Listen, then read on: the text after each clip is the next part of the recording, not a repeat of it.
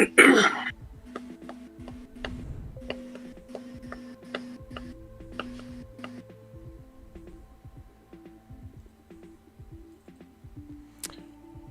evening, everybody.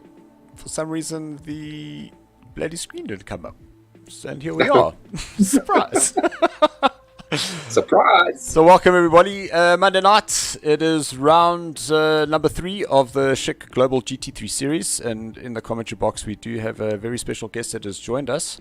That is Rebellion, aka Tyron. Welcome. We was trying to get into the Bravo tier, but for some reason could not get in there. And my director for this evening is Stevie Smith, the driver. Stephen Koenig, unfortunately, is still stuck at work, and it seems to be a bit of a habit with him. So, unlucky Stephen Koenig. We hope to see you in the commentary box next week, but we'll have the soothing sounds of Tyron. Thanks for having me, guys. Awesome. No problem. Guys, we have turned on the sounds. You can hear in the background. We've got 10 drivers making their way around Imola this evening. Stephen, let's go to you. Imola, what do you think about the track? I love the track. It's a wonderful track to drive. Been driving it since Formula days, so yes, Imola's always been there. And with the GT3 car, it is a little bit different to Formula 1. Corners are not as fast. You don't have as much traction, but the GT3 cars are, it's another breed. So yes, you've got to get used to the tracks with the heat conditions, the track temperatures. Yes, it's a very chip and change. Today we're in two minds. Do we run softs? Do we run hards? But yes, and then you've got that in the back of your head. Are the tires going to overheat? So yes, and it seems like the creators of the series had the Mad Hatter cap on, because you can see in the background those trees are changing color, which means in Italy, where we currently are at, is it's now going into autumn, which means it's getting colder.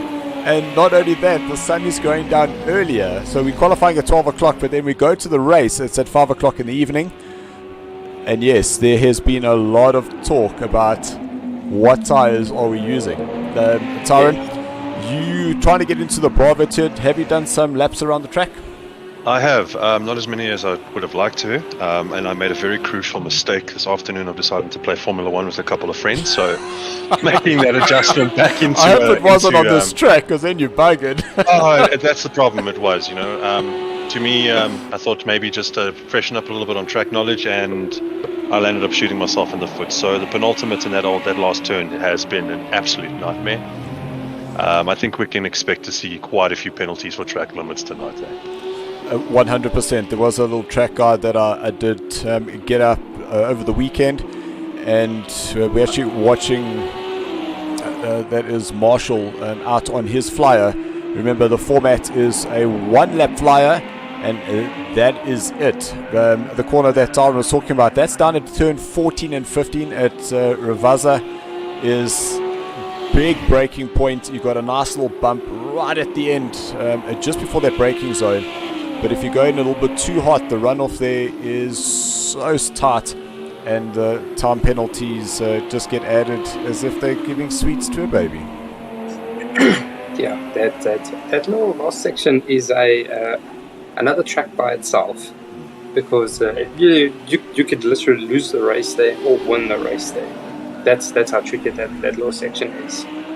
So guys, I'm looking at the comments coming through, and we've got Brandon from LuxuryTime Racing, so my PC team that I drive with. He's got the first dibs here.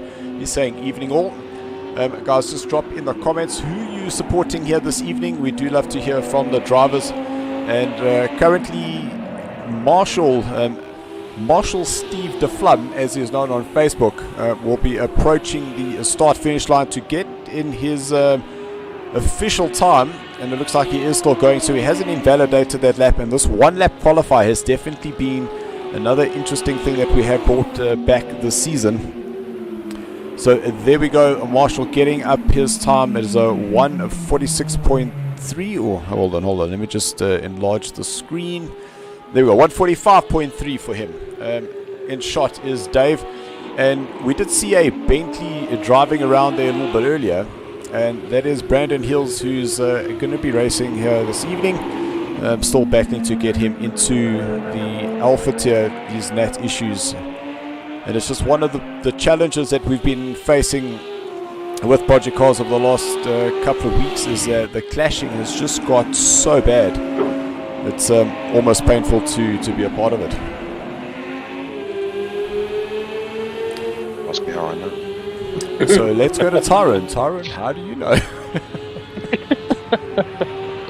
Well, not being able to race with the Bravo boys last week, I was actually extremely excited to do that.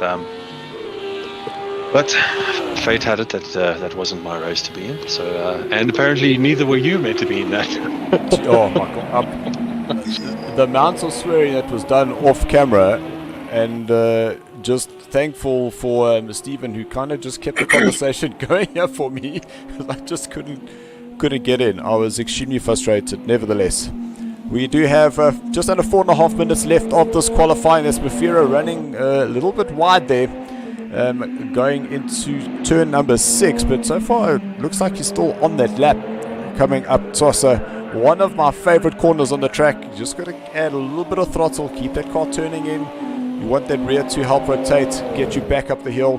Now into turn number 8. Got to get nice and tight on the inside, run a bit wide. That's the end of that lap, I'm afraid. But then through one of the most beautiful combinations, he was going to go through Aquaman Arali, turns 9 and 10. There, the Bentley of Michael Koenig.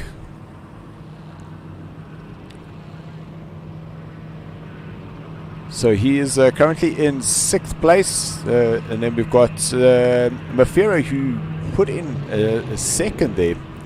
Oh goodness.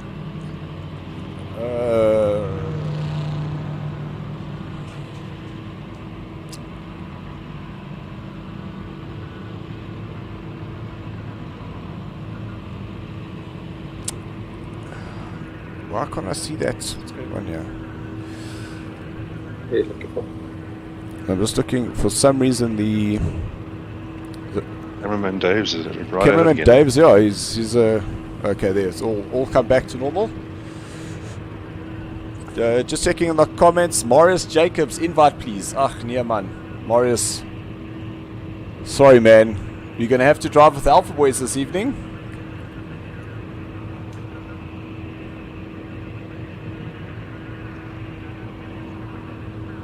Two and a half minutes left of the qualifying. We've got another driver from the LuxuryTime Racing. Hello, that's Jude, the 16-year-old Lati, and boy, did we give him lots and lots of trouble for his efforts. So we still got Greg sitting in the sand there, and that looks like that he is sitting there at Tamperillo. Rudy Bass brought back the M6, absolutely fantastic.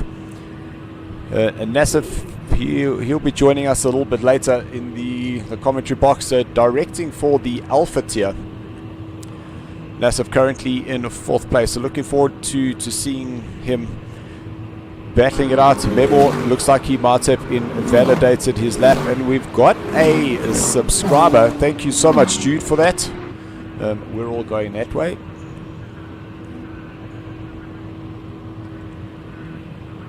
So I was watching Memo in the first race in that Porsche, and he definitely has got the pace to be right at the top there.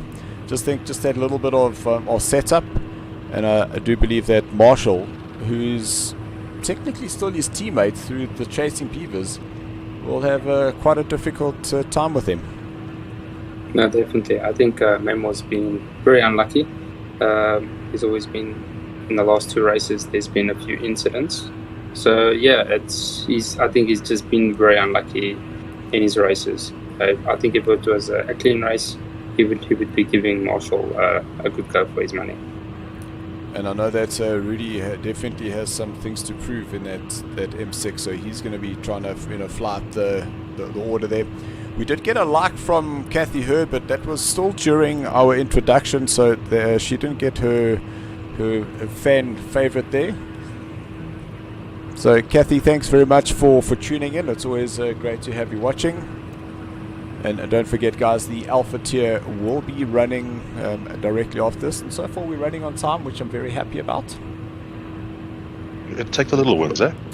100%, Ari. Always going to take the little ones. So 2 seconds, 1 second, that is it. So that is the end of qualifying. And I think if Greg just returns back to the pits, then that would be the end of that qualifying.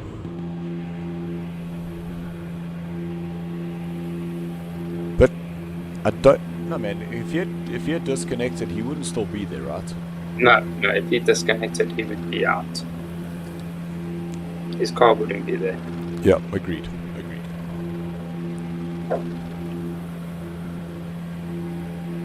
So to everybody, we are streaming live to YouTube, Facebook, and Twitch. We do have our alerts on, so if you do give us a like, we'll definitely see that. Give us a share. A little bit of a animation will come up. Make us get to see what has been planned. Yeah. Well, let's see what happens tonight. Who's going to win this one? Marshall's in a good position first, but yeah, not everyone from pole position wins. Listen, that is one of the biggest learnings over. Well, SARCO is now in its 4th year. Is that the fastest doesn't always win, and that is the biggest lesson that you will learn here. Yeah, definitely. So yeah, I think we're going to see Rudy up there fighting for the lead there as well. Yeah, I think Nassib was also pretty impressive with his little Ferrari last week. So yeah, we won't take it away from him. And then obviously we have Brendan Skills also joining the Bravo in third place there. So yeah, it's going to be a fight for the win. There we go, Tyron. We just got a message from Timothy saying Rebellion must send it. Tell him full send. So Alpha tier, here it is, bro. Yeah. You got to get in first, eh? No, look, you should honestly, you should be fine. So there's the confirmation of the starting group. So there's Marshall Mafira up into 2nd place. A great qualifying time there for him. Absolutely. Brandon Hills in 3rd, Nassif is 4th, Dave 5th, Raphael in 6th, Michael Koenig 7th, Greg Campbell in 8th, then Rudy Base 9th, and Agamemnon Varons in 10th, our Greek counterpart. Yeah. Oh, sorry, I realized that I'm the host. Sorry, my bad. So, geez. if anybody says that the male species cannot multitask, how's this for multitasking? Not only am I the host of the lobby, I'm controlling the stream, I'm talking to 2 of my mates on screen, and I've got a mouse in my hand. That's 4 for the price of 1. Let's call it 3 because you slipped on the 1. Which one? Yeah. We missed the continue button there a little bit. So let's call it 3 or 4. It's close enough. Listen, the fact that I saw a big blue continue button is not something I normally see. Oh, gosh. I go back to my previous statement. It's the little things. Right, guys, so that was the synchronization that we have been waiting for. We are going to be doing 1 lap. You can see some of the guys just flashing. Rolling start for us, and that's just to make sure that everybody gets away nice and cleanly, gets themselves into position, and then it is a go. So really looking forward to seeing that. I must say I'm quite excited to see the Bentleys, specifically from Brandon Hills and Michael Koenig, is that the Bentleys are going to have that top end grunt, specifically coming down the main straight. It is a very, very long straight, so it should be able to to really put the guys under pressure once they come out of that last corner, turn number 15. Yeah, it's going to be very interesting to see how these Bentleys go around here tonight. But I see a lot of the guys are in the Audis, if I'm correct. So it's going to be very interesting to see between the Audis, the Bentleys, and the Ferraris. Well, that little pink car right in the front, that is a Lamborghini. Yeah. Yeah. And funny enough, it's the only Lamborghini in Bravo and Alpha, so he's got a point to prove. You stand to be corrected. Who else has got a point? Because Rebellion is in a Lamborghini. Not only that, but Ross, catching the cat, Oh, true, yeah. is in his multicolored Lamborghini. So Ross actually not here this evening. He's actually throwing his car around this evening. I'll tell you exactly where he is. Ross. He's at Knockhill, believe it or not. And he is racing his Mercedes, his Mini Cooper JS Works around the track this evening. And the interesting thing is at Knockhill was where I met, inverted commas, Ross online, and it was actually in a rookie R. Jeez. Wow, okay. And you know, guys, I've actually got a double whammy for this evening because we will be seeing Mr. Terry Wolford in his Chappie's car, which means that it's a Did You Know time, the original Google. Oh, goodness. I was actually going to ask you just now, are you prepared for that one? Because we don't want to get caught off guard there. I am 100% prepared. Fantastic. It's amazing what you can find on Google about the original Google.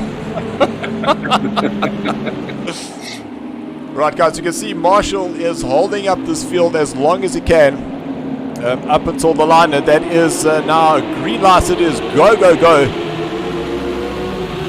And it did catch some of the guys off guard that were in the middle field, but you can see Michael Koenig has actually had a great start. He's got himself all the way up into 5th place. We've got Christo joining us saying, boogity. Christo, you should be racing with us, man. Come on. So Nassif, a little bit wide. Is he going to cut back into the oncoming traffic? Cameraman Tim was a little bit confused there. Nassif in the background, not the start that he would have wanted. No, definitely not.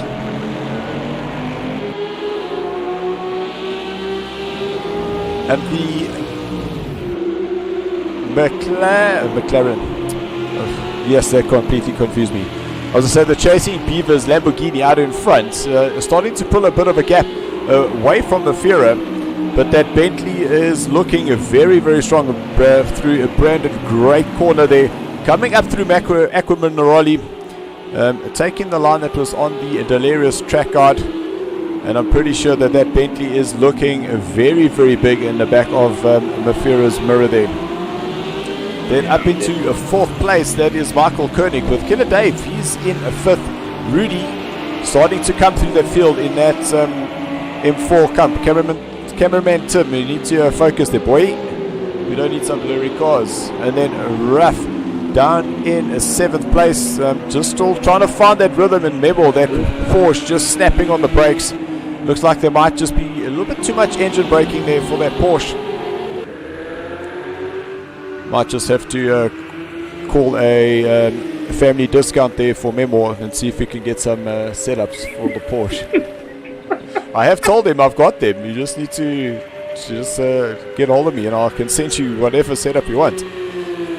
Can I tell you what happened, Stephen? I'm listening. Last night, Yes. Duncan, you know our Duncan, our original cutting beef, now Hell 666. Yes. He's challenged me to a race on ACC. We're going to go over 3 tracks in the Porsche shootout.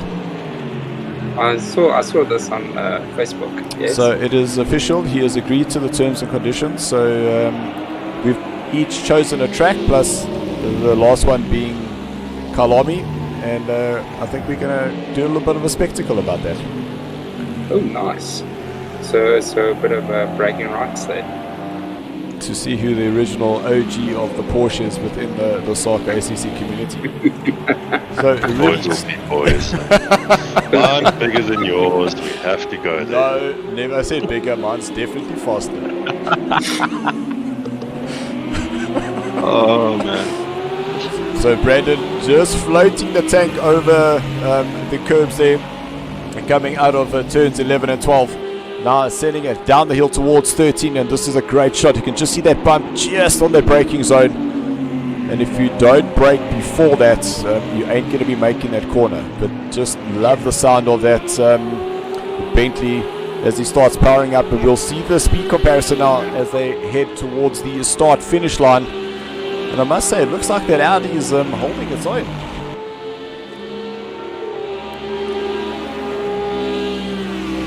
There in the background, the BMW of Rudy in 5th place, starting to close up on Michael Koenig there.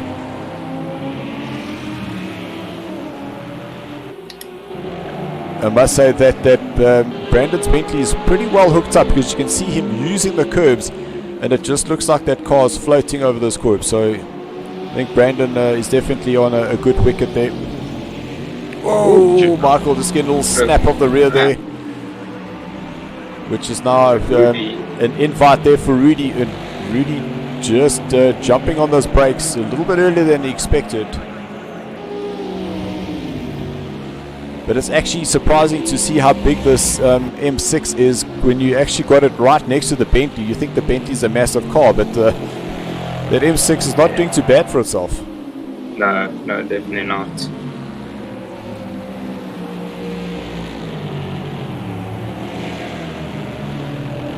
So great line there for Michael up through turn number 10.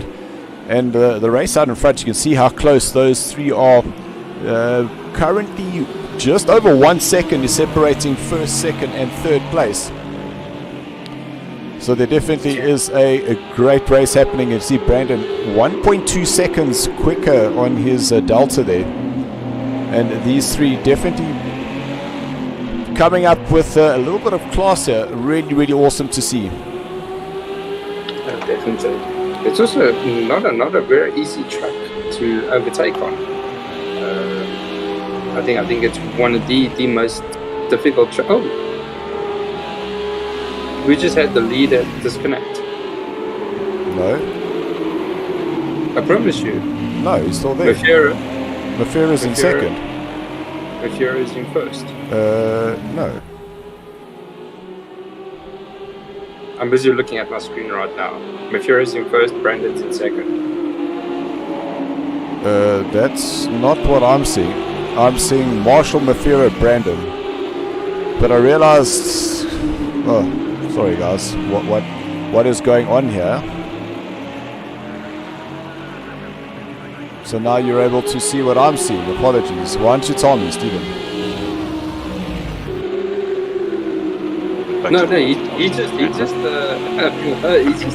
disconnected. Like oh, Brandon losing the rear. Brandon losing. Oh. You have to be careful. There goes Michael Koenig around the outside, followed by Rudy.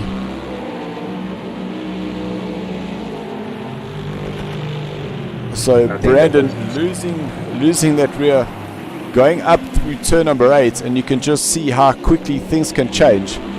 So Stevie, I've still got Marshall first place, Mafera second, and Michael Koenig up into third with Rudy in fourth. Okay, well, I don't know what's going on because mine is completely different. Oh, it's I don't even again. I don't even see Marshall here. Okay, so I still have there's Marshall, and you've just changed the camera to Marshall. Yeah, stuck on the track. Look at my screen. Oh, Marshall is now just disconnected. Yeah. Oh my gosh, but he's taken 2 people with him, because that's now Marshall that's gone and Brandon Hills. Yeah. But that is so strange how you saw that, yet on my screen they were still circulating as if nothing had happened. Nothing had happened, yeah. That's why when I saw Mafirian first, I was like, what just happened? Because they literally crossed the finish line and he was gone.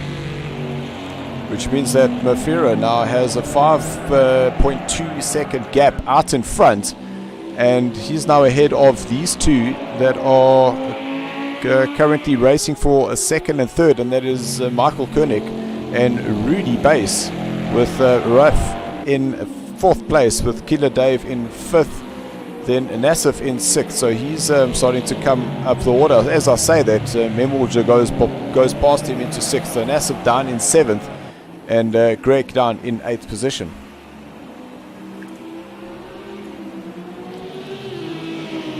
Rudy having a little look there. So all Rudy's doing is just getting that BMW as close to the rear bumper as possible. And this is how you force that mistake on your opponent.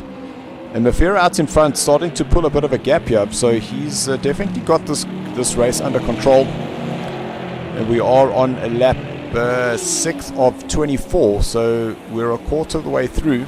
How's that for quick maths? I don't think people watching actually understand the pressure of having a car behind you that close on track. How difficult it is not to make that mistake. And that's exactly it. Is what happens is you start watching that car behind you, because it's like, is he going to brake? Is he going to nudge me? Is he going to bump me? Where is he? Yeah. With the I best start thinking all those points of what is going to happen and what is not actually really happening right now. With the best thing to do. Yeah, go for it, sorry. It turns into a race where you're racing your own race, but you're trying to predict the person behind you's race as well, which ends up causing such a nightmare on track as well for you. Oh, definitely. Oh, what a... Yeah, I think so. It looks like Rudy's now at that point where he's going, okay, listen here, Michael, I'm now going to be coming past you, whether you like it or not. And he's now just trying to play with the different places on the track to see where he can put the car to make Michael feel uncomfortable, and then hopefully force an overtake.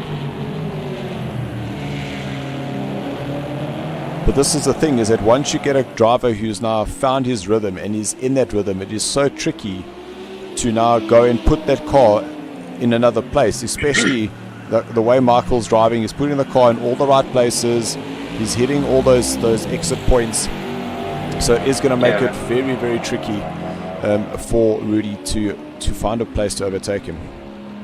No, definitely. He's making sure that Bentley is as wide as the track right now.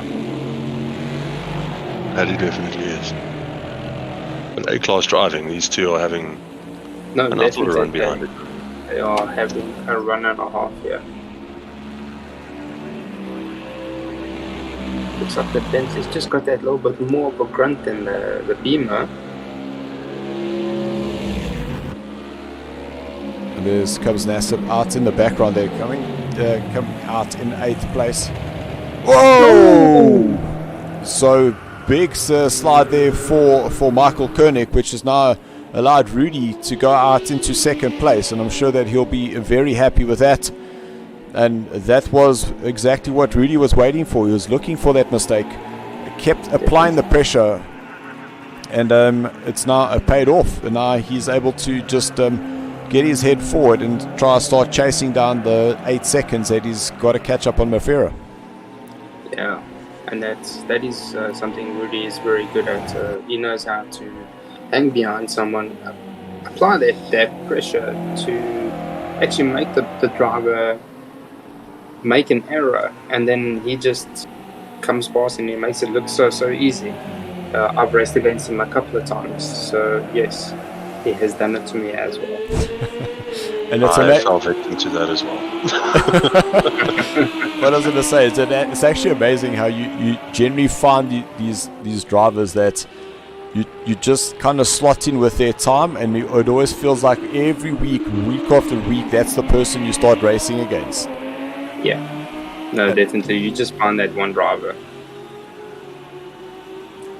So in the early days of SARCO, Ross was that driver for me. Is that we spent so many hours just chasing each other. But the beauty about that is that's how Mamba Fever was started. Yeah. And as we see, Mamba Fever is a real thing. Mamba Fever is a thing, guys. It's a thing. So Raf in 4th place. And we are lap 8 of 24. We are at the Imola circuit, one of the greatest circuits ever built. And in the description, you'll see that it does say that it is clouded by tragedy. Oh, I nearly got that one wrong. And that is, of course, due to the accident at Tamburello, where Edson Senna unfortunately went wide. The car veered off the track. So this actually used to be a full flat-out section. Yes. Before they put the chicane in. So you can just imagine getting out of the last corner, and you're literally flat out from turn number 15 all the way down that straight, all the way up to the Villeneuve chicane, which is where he is now. You can just imagine the speeds that those guys were actually being able to get up to. I know. And those days were no traction controls and ABS, and that was all in your foot. Not only that, is that you're still doing manual gear changes. Yeah, there was none of these pedal shifters. So, interesting thing is, I think Mafira understands that Rudy is on a warpath, because all of a sudden, what's happening is that gap is now down to 4 seconds from 8. Yeah, he's on a hunt. So checking the comments that are coming in, and we've got Marshall, big no. I'm sure there was lots of coconuts being said there as well. Marshall saying that he DC'd. Marshall, we did see a very strange thing, because Stephen was saying on his side that he's lost you. Meanwhile, we were seeing you, and then he changed to you. You were stuck on his screen in the middle of the track, but you were still circulating. So very unfortunate there, but somehow both yourself and Brandon Hills were taken out together. And then we've got White Death Real saying, hello guys, good luck all. Well, welcome to the stream. I hope you enjoy the race. We are lap 9 of 24. And for those Did you say White Death Real? I did. Jeez, what a name. Why? It could be a gaming name. No, but just to think of how these guys come up with their names. Listen, White just because Death yours Real. is Stephen 802765543. Hey, listen, I'm basic. Boom. We Everyone all I'm know this. Steven. We all know this. I'm basic. So in shot is Memo. Yo, that car is turning very aggressively, but looks like it's got a lot of front end grip. But it does look like the braking just needs to be fixed up just a little bit. Just want to see what happens here when he turns this car in. It looks like it's pushing nuts. Yeah, it does. So don't worry, remember, we can definitely help you. And Stephen, I'm pretty sure you've got a couple of setups for the Porsche as well. You know I do. I wonder where you got those setups from. Jeez, I wonder. So, Stephen, Yeah. something for you to go and Google is that White Death Real said he was actually a famous sniper. And now you know. A famous sniper. We're already going to the Chappie Rapper information. And that wasn't even a did you know. That was, the two Porsches synchronized understeering. Look at that.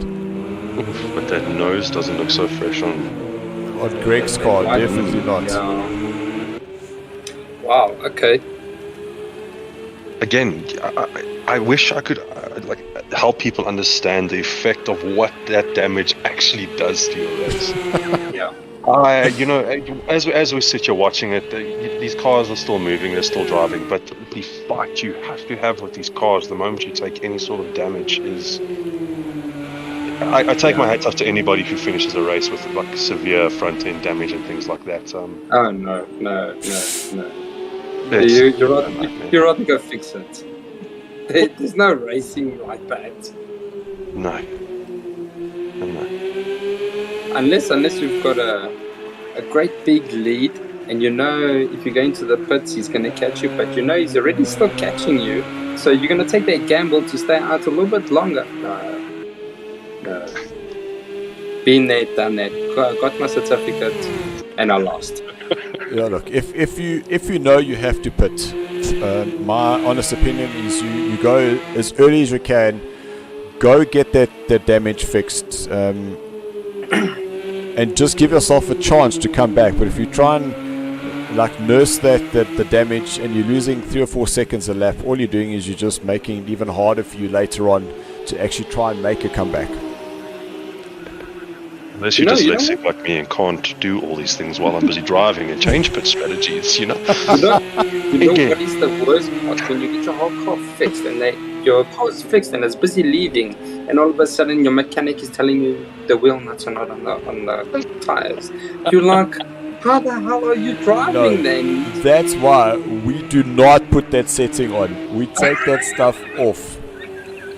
Because I was like, no. Let me explain something to you. We did a GTE race, okay? We were all in the Aston Martins. That error, for some reason or whatever, in 8 races happened to Marius 3 times.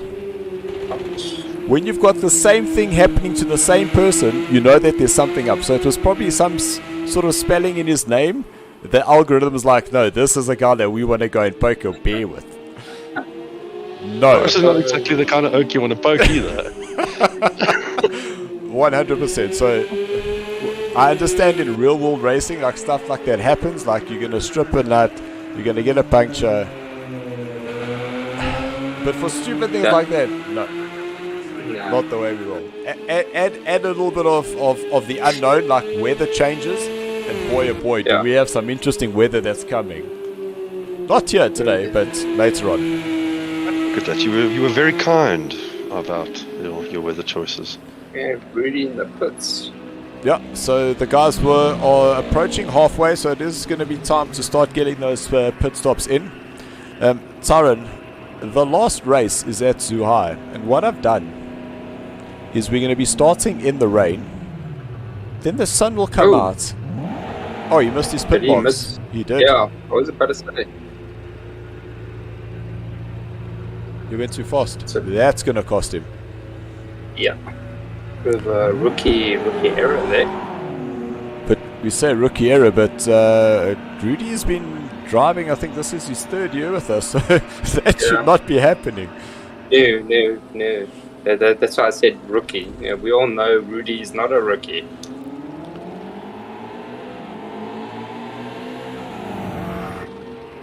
So what I was saying is that we've got some light rain, which is going to start the race. Then heavy clouds, so there's just enough sun to not completely dry the track out. So there'll be a few puddles. And then just as you get comfortable and you need to change your tires, the light rain comes back. Very kind of you, Dylan. I'm sure everybody's going to be code coconuts with you on that one. Most definitely. And guys, the reason we go code coconuts, so if you are on the stream, give us some coconuts, because we are a family show. And if ever you want to swear about somebody's mother's coconuts, you can use the word coconuts and we'll understand exactly what you're saying. So Killer Dave in 4th place, post some of the pit stops happening. Memo up into 5th, so he's got himself ahead of Raphael. Mafero still out in front. 18 seconds is the gap there, because I'm going to say it looks like Michael might be going to the pits, and there's the confirmation. To see if he's going to get the undercut.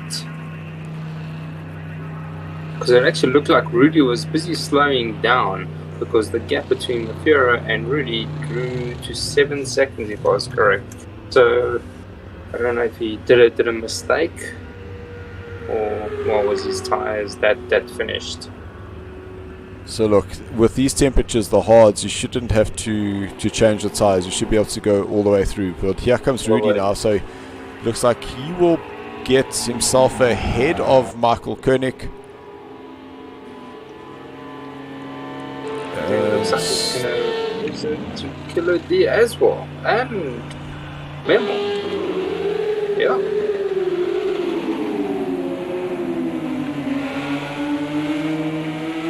And I just wish that we had the ability to see who has pitted and who hasn't. As Memo goes a little bit wide there.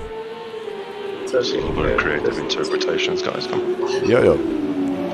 So, judging by the way the shadow is falling on the track, I would predict that Memo has pitted.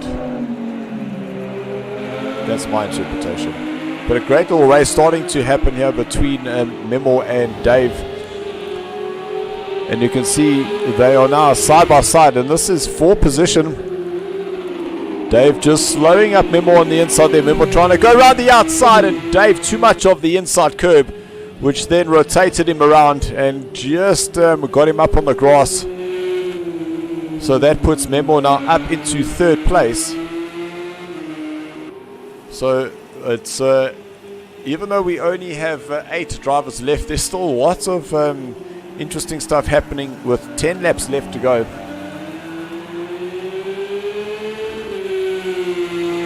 Yeah, to be honest, I don't know if I even saw Memo going to the pits. I can't remember. Memo also has a great tendency to be very sneaky with that and throw a pit in on the second last lap. So he caught me out with that 2 seasons ago, actually. I was getting very confident about myself and my position, and here comes Memo just out of nowhere. Yeah. But I will say, from what I've seen, a lot of these guys, I mean, my first season with you guys was 2 seasons ago, where you had set tracks and set cars. Yeah. Mm-hmm. The progression I've seen from a lot of these guys, Mafira, St. Jim, all those, they have. I'm gobsmacked by some of the improvements that I've seen.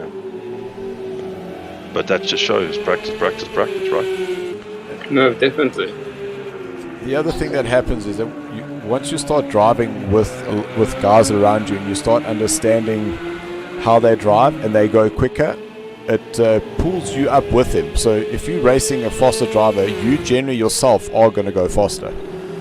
So that whole that theory of Mafira disconnected, Mafira. but and Rudy, no man. I promise you, Memo's leading. So the race Memo's right obviously now. just seen the timing sheet and got such a fright, realized that, hold on, he's actually now up into 1st place. Oh my goodness. Welcome to SARCO, everybody. Like, honestly, guys, this game, you either love it or you hate it, and we've loved it because of the amount of the variety and the tracks that this has allowed us to do over the last couple of years. And Rudy, I'm sure that there's a lot more words that you wanted to say other than, well, this sucks. But you're 100% correct, is to have you disconnect not only with yourself but also Mafira out in front. It was really shaping up to be a very, very good race there. That means we started with 10 drivers and have lost 4. So we've lost 40% of our field.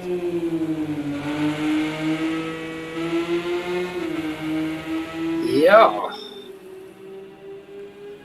And 8 laps to go. So 8 laps at 1 minute 50 is going to give us just under 15 minutes. So guys, it's at about 5 minutes over. But as soon as those invites come in, we'll just quickly get the invites across and get the Alpha tier up and running. Wow. Yeah. Well, Memo leading the race. We all said his Porsche is quick, and he's now proved it.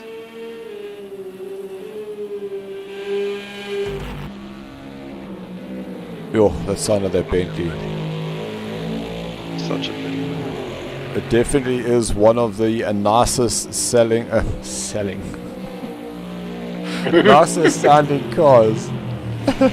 So Warp Shadow, Dylan, can you still join this season? Yes, we are only three races in, so come and join us for next week. You're able to chat to us directly, and that is through our Discord. But just go check our website, the link is up there. Warp Shadow, you're definitely able to join us. The next race that you'll have the pleasure of joining us will be at the Hockenheim GP race. And the weather, Tyron, just for your information, is overcast, heavy cloud, and then light cloud. So we're going from a bit of an overcast to a clearing up. Appreciate the clarity. Literally. But that will be at the end of the end of the race.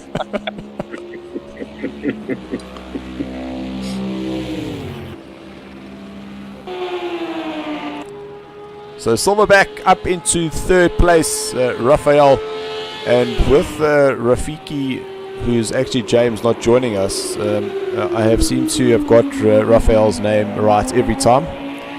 But James, we need you to come back and race. I'd rather be stumbling over the names and not have you race versus me doing so and having you race. So come back, come join us. Yeah, Rudy, couldn't agree with you more. And your M6 was looking absolutely fantastic. It was going to be a very, very close race at the end there. Rudy was just saying he was hoping for some good points this race. Most definitely. Yeah.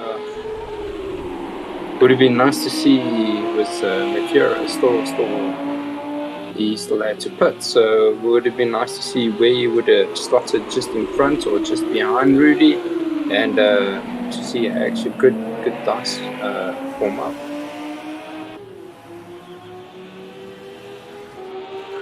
So guys, we've got 7 laps left, and currently in shot is Killer Dave. Dave in 4th place, and was that a 0.7 quicker? So he's definitely found some pace there, and it's all about finding that rhythm. A little bit of an earlier throttle engagement, just making sure that rear is hooked up, and you're able to find that second pretty easily. A little bit of a 100th here, 100th there, and so that time starts dropping.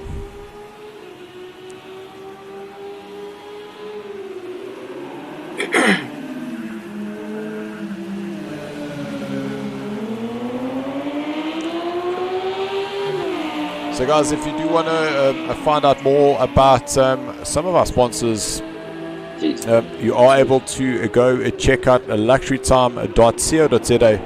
They do have some really interesting deals of the week. That is the website, or you can scan the QR code, and that will take you directly to Erwee, who is our contact there. He will be able to give you the SARCO preferred discounts on all the premium timepieces, or you can just drop him an email. But please, whatever you do, just add in the word SARCO, so he knows where you've come from, that we've sent you, and get your racing to the next level, because we all think it's about time. Well, it's actually nice to see that the drivers are very close in times there. As I see Memo doing a 149.5. Who's that? Michael doing a 149.7. Then Silverback doing a 149.8. Then Killer D on a 150.2. Nassif he did do a 149. And shame Greg just having a bit of a nightmare today. Yeah, we're also getting to that time of the race where it's just about bringing the car home. The track will be starting to cool down. I think the track drops about 2 degrees, if I'm not mistaken. So just got to make sure that you've been able to just ride those tire pressures through the hotter stuff, so that now it's where the tires start working. Otherwise, you are making it very difficult for yourself. Just listening in the Alpha tier earlier when the guys were still practicing, is that Morris was saying that the one lap flyer, he's just not comfortable, and it feels like that the grip on the track is very, very low. So that one lap flyer, it's going to be hit or miss. But then during the race pace, is that the softs are just too soft and they burn up and heat up too quickly, where the hards near the end just start losing that grip that is required. Yeah. So that's.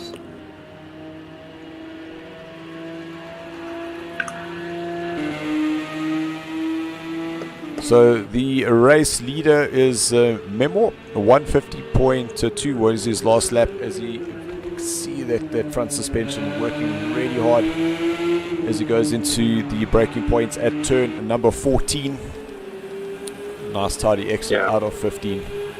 So this little kink here, that is a variant Abasa, which is actually, there's a right-hander which is just over there. You can see it in the background, which is another chicane option, which for the GT3s we don't run that variant. As Memo touches the grass going into Tamburello, that's not something you want to be doing.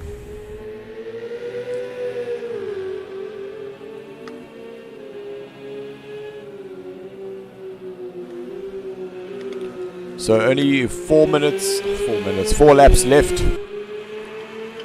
And the reason that we run the lap times is purely because we do have that mandatory pit stop that must be set to on, so that it gives everybody the fair opportunity to go in, do what they need to do, and then they're able to get on with their race. Whoa! Through Paratella, Memo on the outside, a little bit too wide there again.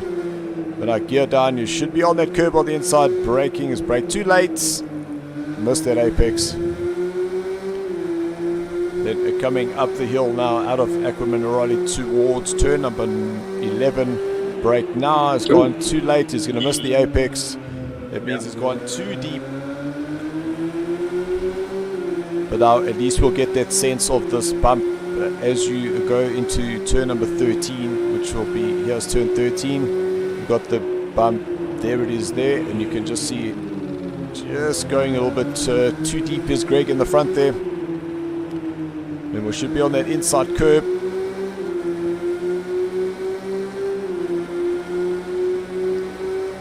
It does seem like he is driving this car very tentatively now. That sun shining right down your face as you cross the start finish line.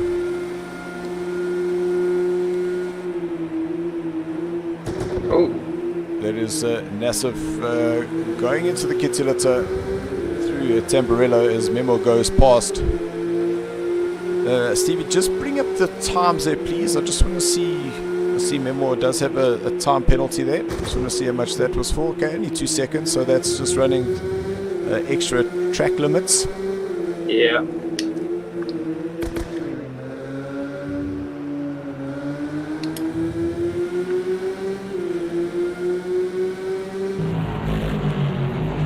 Oh, what a sound. So I must say, when I was at Kalami and watching the 9 hours, the best sounding car was most definitely this Bentley when it goes past. You can just feel that rumble. While they all do sound amazing, there's just something special about this Bentley. Yeah. Can't drive it, but it does sound amazing. And in all fairness, that's not exactly the kind of girl I want to see in my rearview mirror. It's not something you want coming behind you.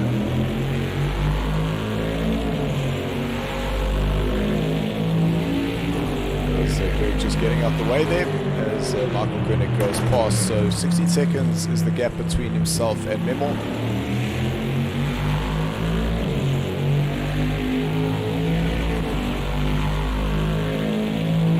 Like I just for me, I like to feel the fronts of the car, and I just don't feel it in this Bentley. It doesn't feel like you can pitch all the weight on the nose and then get it turned in. I don't know, it just takes so long for those things to happen that it doesn't feel like the car's responding to what I want it to do. So memo in the pits. So Tyrone, you were actually right about that late pit stop. With me, but I'll make you famous. Which now puts Michael up into first place. Memo now dropping down to third place as Raphael goes past. And Dave just finding a little bit of the green stuff on the outside of turn number 12.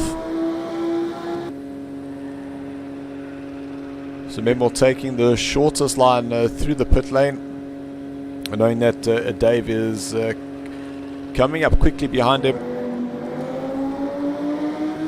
So that's Dave now coming out of the last corner. So Memo will have the straight as a gap. But this is what I absolutely love. You can see now through the section, through the trees here, there's shadows being cast on. Memo's actually got his lights on, you can see on the track, but then on the main straight, you've got the sun blaring down at you. Yeah.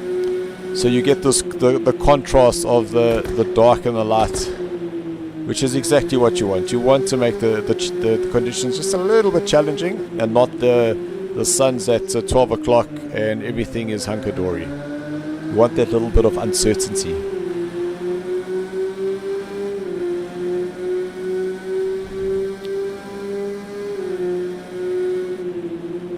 So 2 laps plus this one, which is another discussion I had with my son. We were watching the Formula 1. We're not going to discuss the Formula 1 because Max, super Max. Needless to say, I have a lot of Ferrari friends and they're not happy. Makes me happy. Luckily you can see this face. Yeah. Listen, Max is a great driver. I just wish that Ferrari would not destroy a talented driver like Leclerc. That's what I'm saying. Yeah. We'll move on from here. We'll blame it on Tsunoda, okay? We'll give you that one. You know it was Latifi, I'd say. I don't even consider him a driver. I don't even know he has a seat still available. It's pay to play, man. I don't have any other answers than that. See, yes, guys, you cut me deep. We're getting some hate on.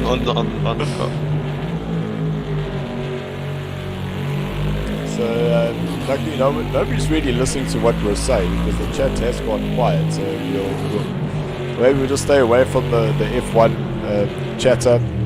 As Michael, our current race leader on lap number 23. And the discussion with Chase was there was 2 laps to go, and they were on 70 of 72. I'm like, Chase, they've got 3 laps to go. It's like, no, Dad, 70 minus 2. 70 minus 72 is 2 laps. Like, yes, boy, they're still going to do the 0. It's like, what? Mind blown. Like, you see, you don't know everything. They still have to finish lap 0 of the 70. Stevie, I'm getting a bit nauseous watching this Bentley. Can we go to a little bit of a trackside here, please? Oh, sure, no problem. Maybe just put this on as well. Just Thank you kindly.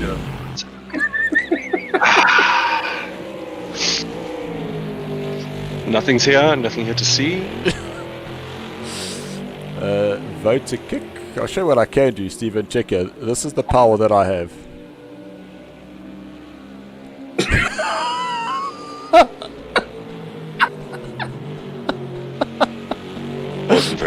Wasn't it? How are you? All right. Oh, there you are. So for those of you that know our... we use Discord where we basically get together and have our little chats and conversations, but Tyrone has very graciously put on his number 33 Max Verstappen cap, so I just dropped him out of our chat pods and just stuck him somewhere else. Jeez. So, this is the way I see this race. Michael Koenig is going to be absolutely ecstatic considering he started in 5th place and has now come back for a win. Raphael, he was in 6th. Here he's finishing in 2nd place. Memo started in 9th. He's got himself a 3rd place. Dave, I think, was 7th, if I'm not mistaken. He's got himself a 4th. Nassif, who spun out going into turn number 3, is going to be able to get some points back with a 5th place. So the drivers who are currently here, well, Nassif qualified 3rd, but then spun out going into turn 3. No, Brandon qualified 3rd. Well, then Nassif was 2nd.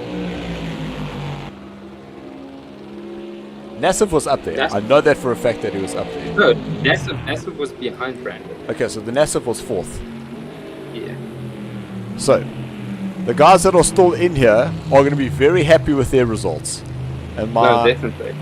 I do feel sorry for the guys in that have disconnected. To lose 4 drivers is a head-shakeable moment.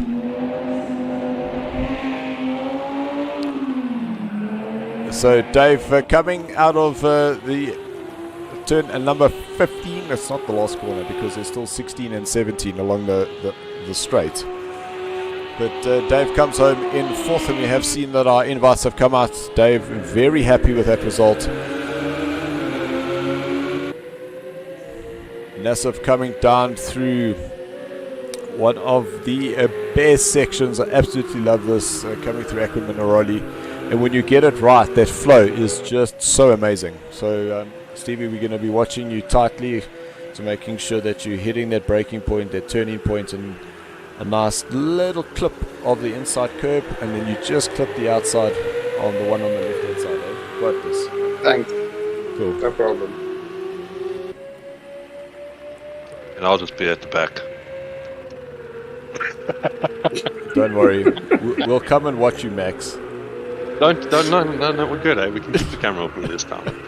No, for some reason, I genuinely have that absolute commentator's curse. Absolutely. I'm not even...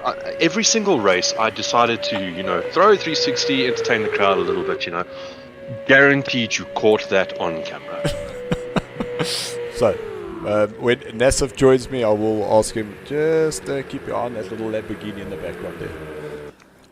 So that's it, guys. The Bravo tier is now done and dusted. Michael comes home in 1st place with Raphael in 2nd.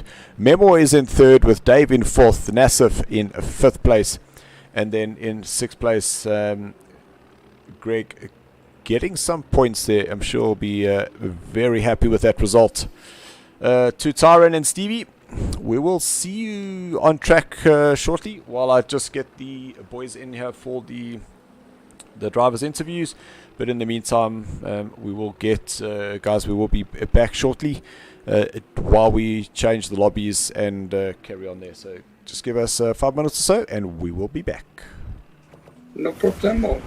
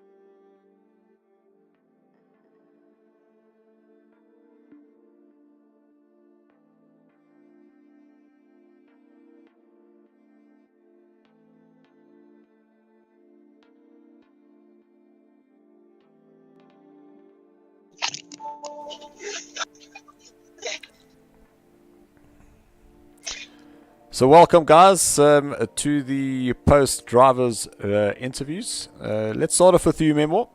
In the Porsche, started at the back. It looked like you didn't get your qualifying in. I know that there was quite a few disconnections happening, but you managed to bring the car home on a podium. Are you talking to me? Sorry, I wasn't listening. I am. Your name is Memo, correct? Yes, no, it was perfect, yes. I started at the back and I managed to get into third place thanks to all the disconnections. And in terms of the Porsche that you were driving, were you happy with the setup? No, it was rubbish because I did a last minute change to some brake bias, and in game I was trying to fix that. And once I fixed that, I was able to drive quite nicely. Okay, so then it actually did work in your favor in the end then?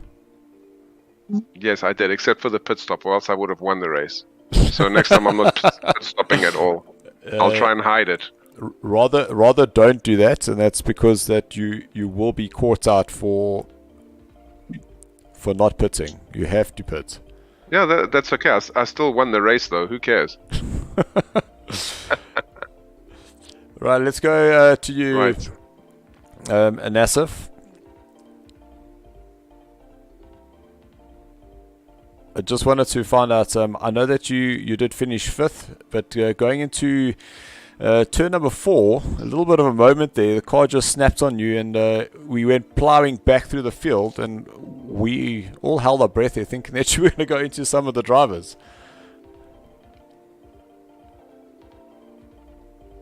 Done? Yeah, there we go. There we go. Yeah, cold tires, eh? Cold tires. Come on, you had the whole lap to get those warmed up, but Yeah, the tires took long to come in. But I'm sure that you're happy with taking that result of a 5th and effectively having to rejoin the race from the back. Yeah, no, definitely. Just stuck my head down and went for it. No, absolutely awesome. Let's go to you, Raphael. I got it right. Yes, loud and clear. Great. Started in 6th place, if I'm not mistaken. Yeah. Obviously, the disconnections did help, but it looked like coming to the end of the race there, you found your rhythm, just getting those lap times in, and find yourself 2nd on the podium. Yeah, I just couldn't keep up with... I kept the pace of Michael, but I could not get any faster than what I could. I was pushing and making big mistakes, mounting the curbs. Car was all wonky, but at the end of the day, I don't know, the disconnects. I would have liked to have raced with the other guys to get a proper position, but hey, they came in my favor. No, 100%. Look, nobody likes the disconnect, but if you're able to just get a few points in the bag and just keep them banked there for next week, so be it, eh? Yeah, but it was a very good race. That track is a bit dodgy on that first corner when the sun is in your eyes when you're coming to that first one. I had nothing to do with that, eh? I had a lot of miss brake zones because I couldn't see properly. Michael, I just want to say something. I'll take a win no matter how it comes to me. I don't care whether it's disconnected or whatever. I'll be honest, man. Okay. Good night from me, man. Cool. Thanks, Memo. Let's go to you, Michael. Driving the Bentley. Difficult car to drive around this track, but it looked like obviously those disconnections helped in your favor. Mafira was pushing quite a far ahead, and then Brandon Hills also in the Bentley. But you were able to keep it on track and bring it home for the win. Yeah, look, I'm not going to play it up like I'm happy to win, but also fair enough, it was a bit of a gift. I was actually, when I was running 3rd, I thought, okay, this is the best we can do. Let's just maintain a cool pace throughout the race. And I knew, like, for some reason, nothing was wearing, and no tires, no fuel. I thought, oh, this is great. I'll just keep doing this. And maybe I can catch the others. But yeah. It's not bad for a standard setup, considering I still haven't done a setup on this thing, and I got 5 laps practice before we raced. So, not bad. Not bad at all. Well, look, what I did find about the Bentleys is that aggressive setup was pretty decent to start off with, But what makes it really quick is that once you're able to just dial in those final tweaks, and that's where you really start finding that extra time. But great effort for your win there. Thank you. Yeah, the Bentley's got a weird lazy slide, which tends to catch you out, and it caught me out. So it's a cool car. Well, anyway, I'll take the win. So thanks, everyone.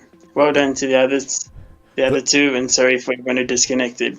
Look, the way I feel driving that Bentley is like handbrake turning a boat. I felt it's like trying to race a brick, so it doesn't do nothing. The only cool thing about it is that it's so big you can mount curbs and it doesn't do anything. So you can take a curb, you're like, yes, what a win. Yeah, 100%. No. Absolutely awesome. Looking forward to seeing you guys back next week.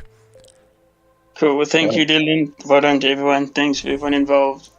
Thank you very much as well. Cool. Cheers, guys. Oh, bye.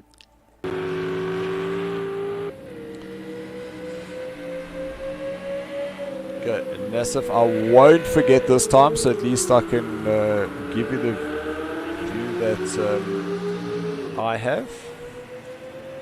Shame Stephen and Rebellion were trying to see what I was looking at, but just weren't able to. So, but there we go.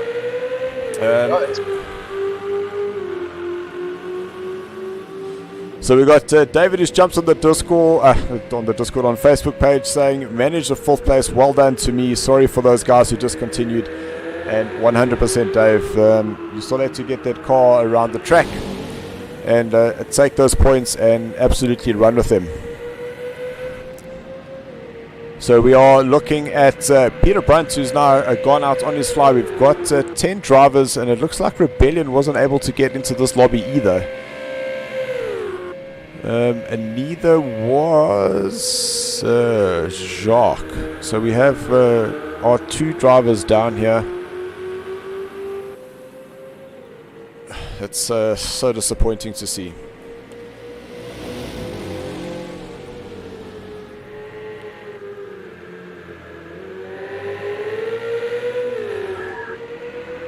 So Nassif, you obviously, the qualifying is in the heat of an August morning.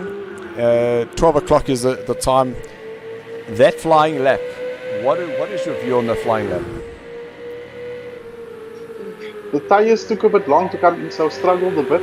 Made a couple of errors here and there, but managed to put in a 4th position on the qualifying. And during the race, I was actually late as the sun was starting to set. I picked up that my tire temps were starting to drop and started struggling quite a bit the last 3 or 4 laps. It was a bit of a struggle. And that's exactly the importance of just making sure that you do run just one simulated race, just so you can see what temps those tires are going to get to, because the track does start cooling down, and it is that gamble. Is that, do you stay on the hards or do you take that risk? Take an extra 13 seconds to put on the softs, but if you put early enough, you are actually able to make up that time on the soft tires compared to the hards. On the soft, yeah, definitely. I think that is actually the right strategy to go for. That's the one that I would have run, just saying. So Peter Brunt getting himself 3rd, up at the top there. That's Robert in a 144.2. And check at that, Steve V. Okay, hold on. Sorry. We've got Stephen and Stefan now. I've got to remember this, because that 2nd place, that is actually Stefan with a 145.1. This is now Stephen. He was in the commentary box with us, so he will cross the line now, and that will put him up in 7th place. So Peter Brunt in 3rd, Terry 146.1 there for him, so he is in 4th place. Reese 146.656. Sure, can't say that after 1 or 2 little cactus jacks. Brandon DeSantos 146.6, so just ahead of Terry there by 0.006 of Reese. Sorry, slots in there between Terry and Brandon. Then Tyler Scott, 148 for him. Looks like he wasn't able to get that car hooked up. And we've got Morris, who's currently on his way out of the pits with Durkee, and now doing his outlap. So will they be able to get up into that 44.2? We did hear Morris earlier mention that he did struggle getting these cars up to optimum temperature, specifically in the tires.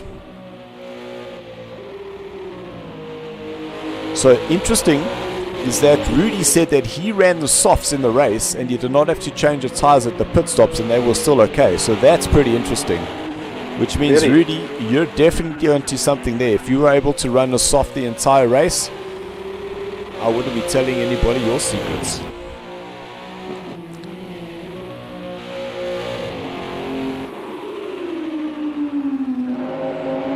So now we've got Durkee, who's coming out of the turn number 15, Rivaza.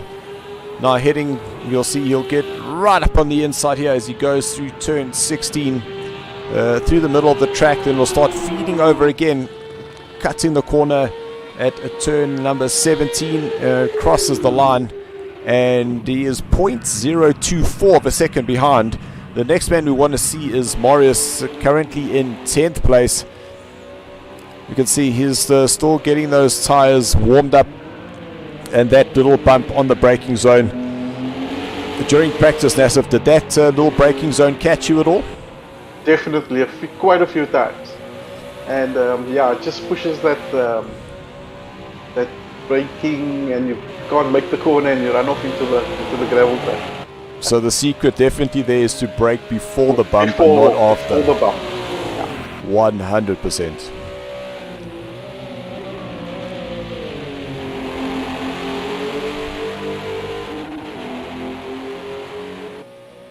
You see Morris using every little bit of the curbs, going through turns 2, 3 and 4, up on the curve into turn 5, taking it on 6 as well as on the exit. He's going to go nice and wide here through turn 7. Oh, looks like there was a little bit of an understeer there as he got that car turned in. But now we'll head up the hill towards Peritella.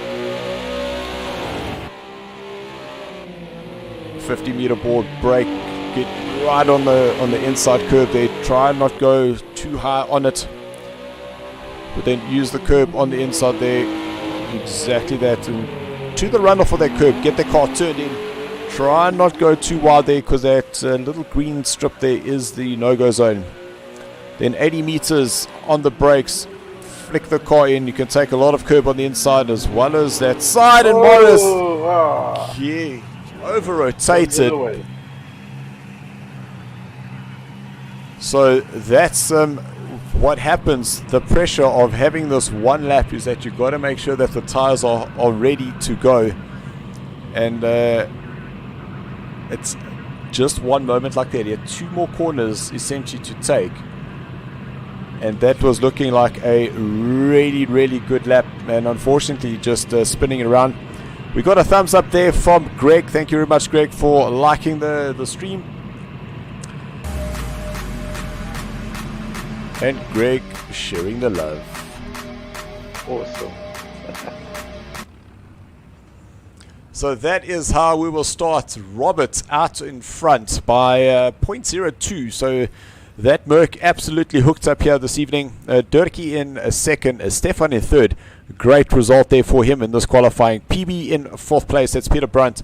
Then Terry in 5th, Reese 6th, Brandon DeSantos 7th, Stephen Smith in 8th, Tyler Scott 9th, and Morris, the unexpected, down in 10th place.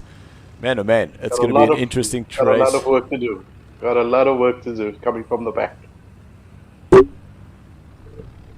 So, Nassif, if you can just give me not even a minute, I'll be back before they go out and do their lap. I just need to go and see the gents quickly. Sure, no problem. Just don't tell anybody I'm wearing shorts.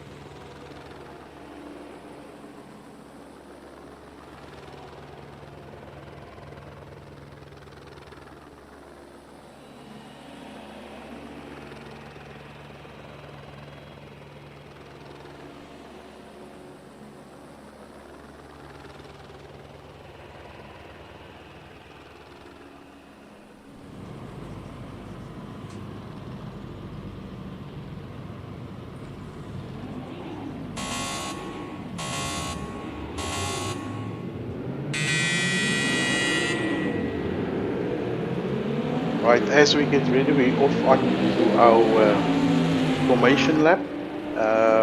Guys will be warming up the tires and going around, beating up the brakes and going for the rolling start. And I'm back. Lovely. Realized I was getting the stream and all that ready, so when the Bravo tier started, I was about 20 minutes too late. Oh, sure, but But at least now that my eyeballs are not floating anymore, I was able to get myself just to quench that thirst. oh yes, definitely. All the talking. So we can see now we've gone back to the late afternoon start. So it is a 5 o'clock in-game start, so the sun starts going down. So by the time we get to the end, it's just before 7 o'clock in the evening. And it is definitely in between that. It is too dark. It's too dark for no lights, but it's not dark enough for the lights, if that makes sense. Because you still have the glare coming in. Yeah, and you know, as you, that dusk period is very hot as the sun is going down.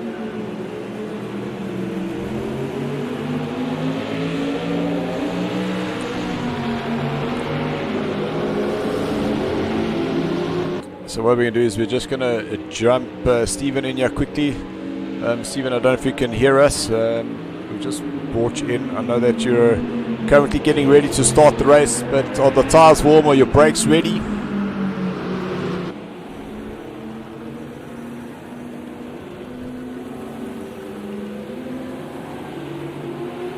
It looks like Stephen is focusing, so we'll just send him back to where he was.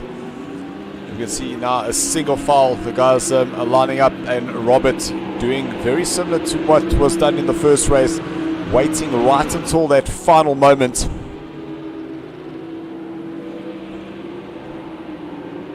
So Greg Campbell is still in the stream. He's saying go Terry, and saying please next time just let me know so I can get out my prescription sunglasses. I'm thinking, Greg, that's actually possibly not a bad idea. But now they'll go into turns number 2, 3 and 4, and Durkee already right on the back, and it's quite congested in the background there, but so far everybody is single file, still nice and tidy. And that's if we won't go back and relive the mistake that you made going through there. No, as, let's not go there. Goes to the inside and holds that line through turn number 7. He does have Brandon Dos Santos, who is going to go side by side. He's going to have the advantage now as he goes up on the inside and is just able to sneak through, but he's going to run wide. That's going to lose the rear, and Terry, here we go. Contact there. Looks like a car up in the air, and that was Stephen and Terry coming together. Looks like Terry's got some major damage there to his vehicle. So that is rear wings. That is Terry and Stephen collecting Brandon Dos Santos there. And look, that move was most definitely on. It just so unfortunately got the marbles, and that rear just let go. And cold tires on the first lap. So back to the front, and Robert's been able to give himself just under a second of a gap between himself and Durkee here. And Stefan in third place. Look at that. He's now pulling himself away from Peter Brunt, and they're both in a Ferrari.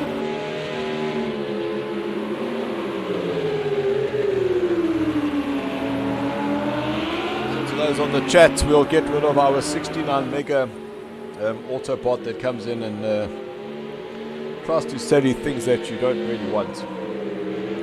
But we will attend to that right now.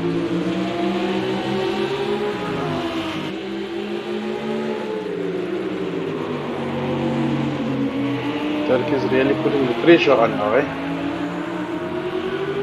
But this is still, you know, the early phase. It's still where you're still trying to find that rhythm. So even if, Durkee shouldn't be able to get past him. because if Dirkie does, I think that Robert will have advantage later on. most definitely. You can see that car is so hooked up there going through turn number 10. Is that it was able to get that car turned in, it hooked up, was straight back on the power. So just clearing up the chat there.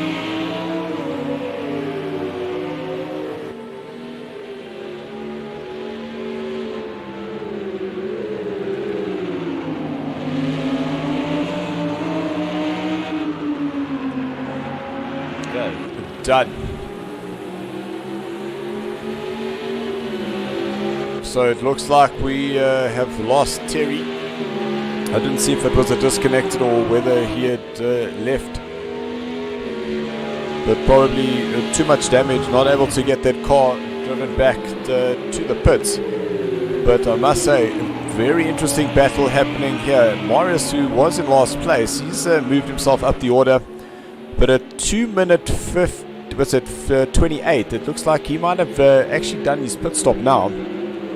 So that he's able to get some focus in, come out into some clean air, and then start fighting back for later on in this race. Just jump there to 5th and 6th for me, please, because there's a battle on there between Reese in the Honda and Tyler Scott in the black and yellow. Aha, you know what it is, AMG.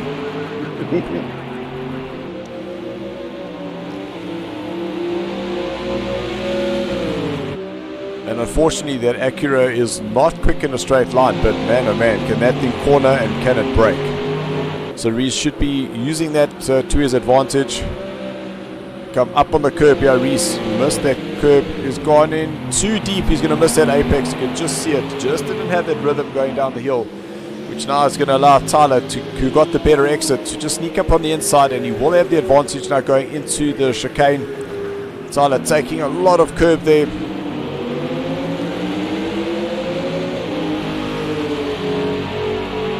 So Reese now unfortunately dropping down to 6th place, and Dirkie's now got himself a slowdown penalty and a gap of 1.5 seconds. So it looked like he might have tried to, just get rid of that slowdown, but through doing that, actually lost time and still got the time penalty.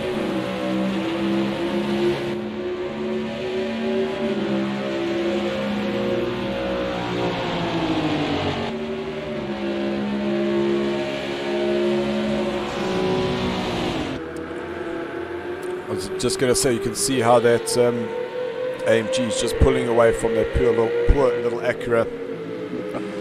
But now in shot is Peter Brandt in the Ferrari, chasing down Stefan, who's got himself in a great position there. And currently it is Stefan in 3rd place, who has got the fastest lap time.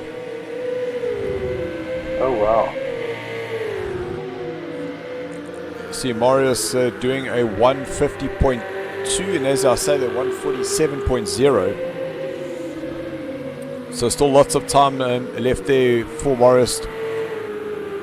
But that's the qualifying, and that one lap it's either a make or break scenario for you. Dirkie now closing up that gap once again, that he has made up just about half a second. And you can see that Dirkie's lap time a 149.0, so he definitely did lose some time there.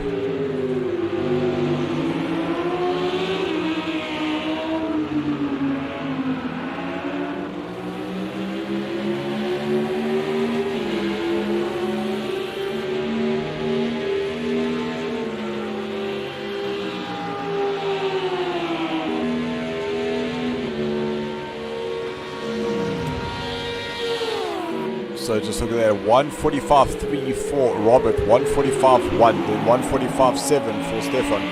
So the two outs in front are pulling away just a little bit, and it is Dirkie that is the fastest man on track at this point. Oh, Dirkie runs wide, which now is going to allow Stefan to close up the gap and put that Ferrari in the rearview mirror of that Audi.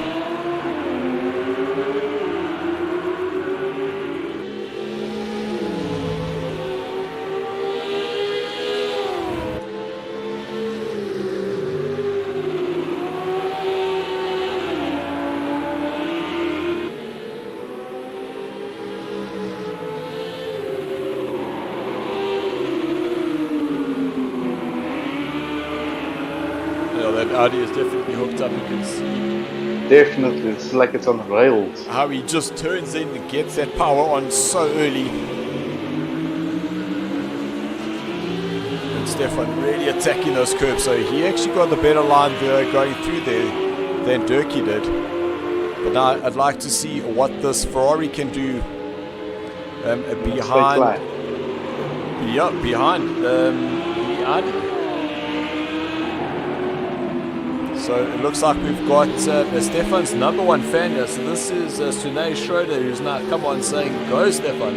And I'm pretty sure she's quite excited to see the fact that here he is fighting in third place and chasing down Dirkie, who's a 3-time SARCO champion. Can you believe that? And Dirkie running a little bit wide. I wonder if he's watching his rearview mirror, because that Ferrari is getting ever closer.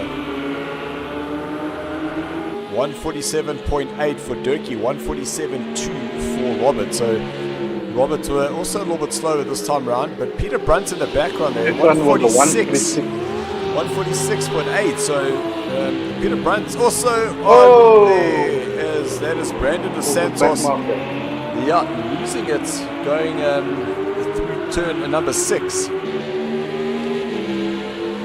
So that is the battle for first, second, third, and fourth place. And interestingly enough is that Tyler wasn't able to get past Reese in a 2 minutes 20 there for Tyler the last lap. So it looks like Tyler's pitted. So we know that Morris is pitted. I'm sure Steven's gone in and had the pit as well after that damage that he received. And that was Brandon Santos losing it up going through turn number 8. And Steven and Terry connecting him as Dirkie.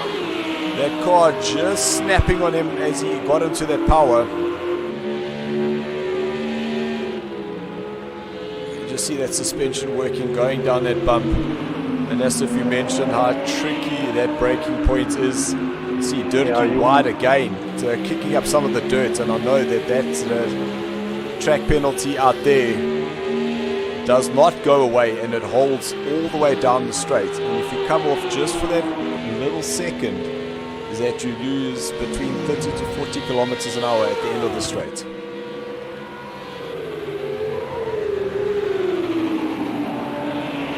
So this is pressure, and it is definitely going to be mounting.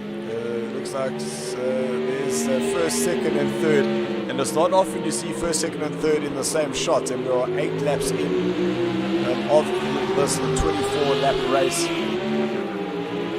And Morris now starting to find his groove for 146.1 there. So at this point, it's just him and Dirkie. Dirkie's quicker than Morris at this stage. So if Morris just keeps his laps up and consistent in that clear track, Morris might just slot himself in the challenger somewhere.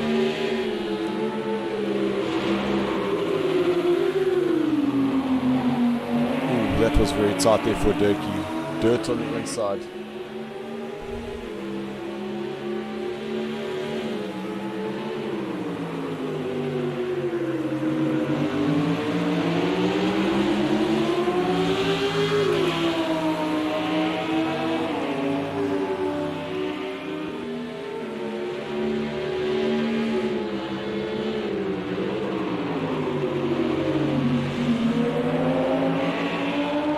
Still looking for that opportunity. You can see he's consistently kicking up that dirt there.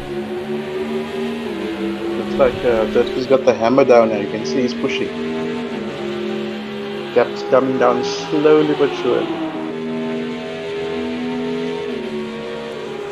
It's all, if you look at the lap time, so 0.7 is what Dirkie took out of Robert that time around.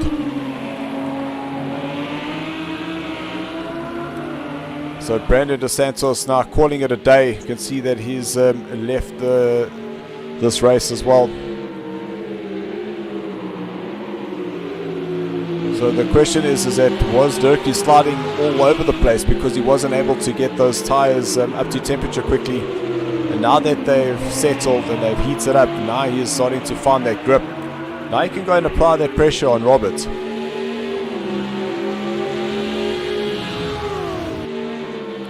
And we just saw Peter Brunt in the background there. Ooh. Robert very wide there going into turn number 8.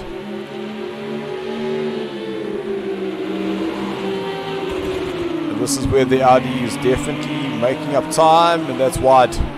You might have to just come off the power a little bit here, unless he's going to keep it pinned. Rather fight for the track position and then sort out the time penalty later.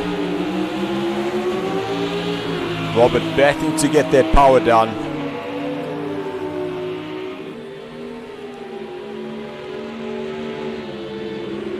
Nassif just jumped there to 6th and 7th because it looks like Morris is closing up onto the back of Tyler now.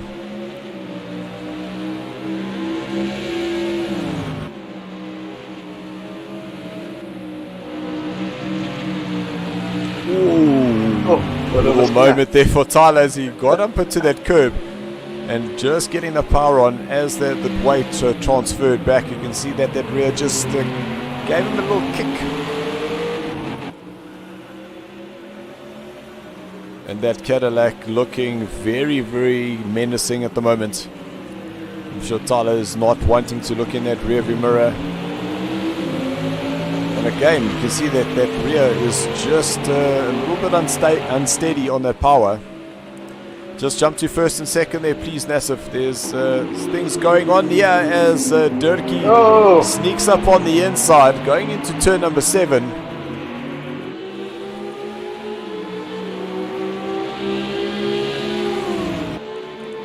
So Robert now tucking himself in, but we can know that the Audi is quick through the sector.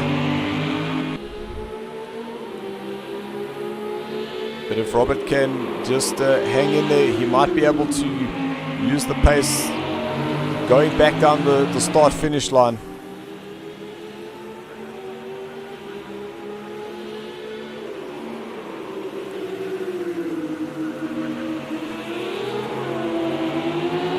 Dirkie is pushing this car as hard as he can. And Stefan there in 3rd place, just hanging back.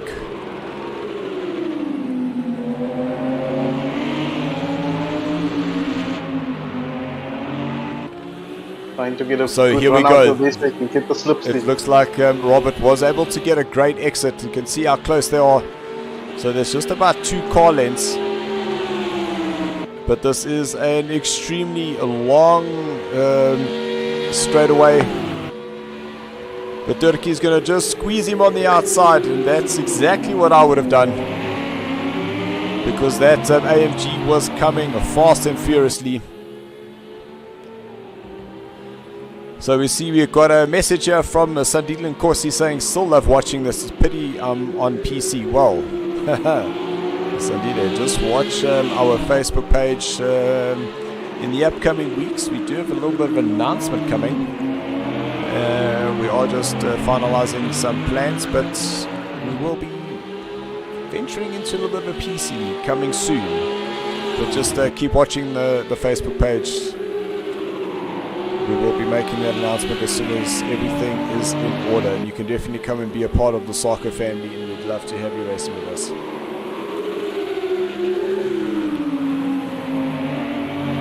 So Dirkie, you can see again, I'm not sure how he's getting away with it. If you just bring up the timing, let's just see if we can look at the time penalties that these guys have accrued for themselves. So 1 second apiece for Dirkie, Roberts and Reese. So not too bad all in all.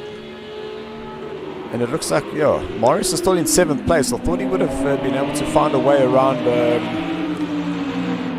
around Tyler, but it looks like not yet. So just bring timings back up, or the standings, sorry.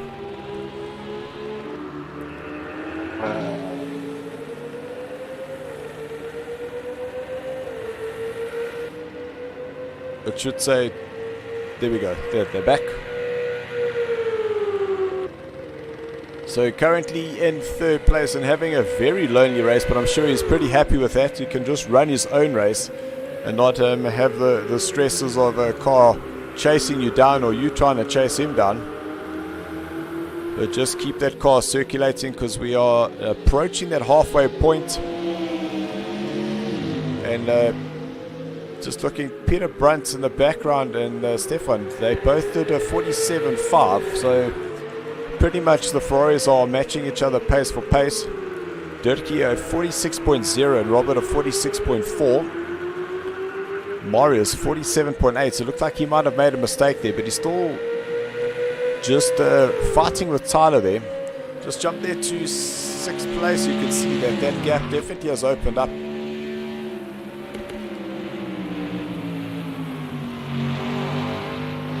And that is part of the problem when you're kind of matching the speed of your opponents ahead of you. If you make that mistake and you drop that 1 second, it is so difficult to make up that time, especially if you know in the tow and you're being pulled around the track. To try and gain that advantage back is extremely difficult. Just go back to Robert for us in second. So now as it comes onto the start finish, no, Robert.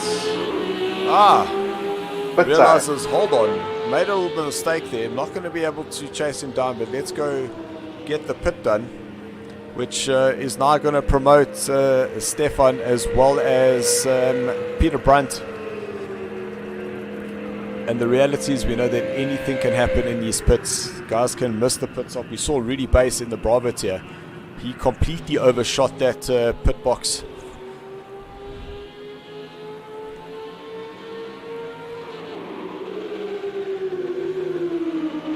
So 146.5 there for Dirkie.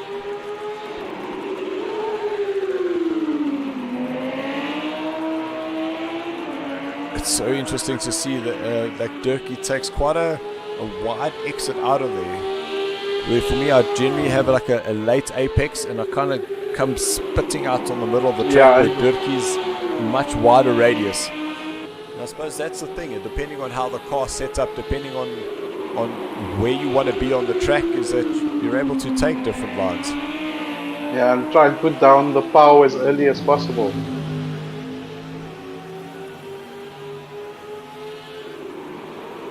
You can see how that car is just squirming on those brakes.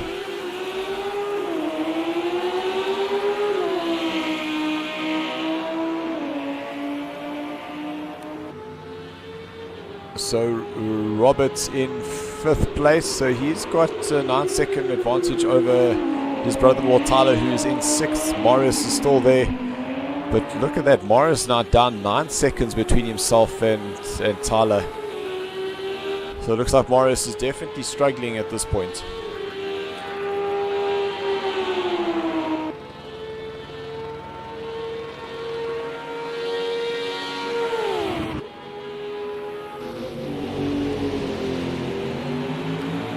What I was going to say is that Robert needs to get those lap times in now, because looking at Dirkie, he did a 147.0, so that's about just about 1.5 seconds off the pace that he was running a bit earlier, where Robert did his pit obviously at a 2:23. So we'll see now when he crosses this line, just to see where he is.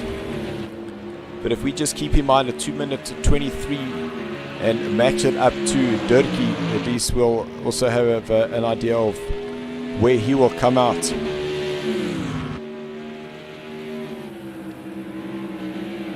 So 150.2 there, so that is worth his lap. A big moment there for Robert, but he managed to catch that sideways.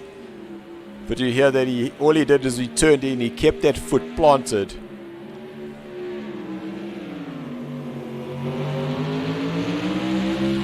where the natural instinct for people is to hit the brakes. But if you hit the brakes, And it just comes around.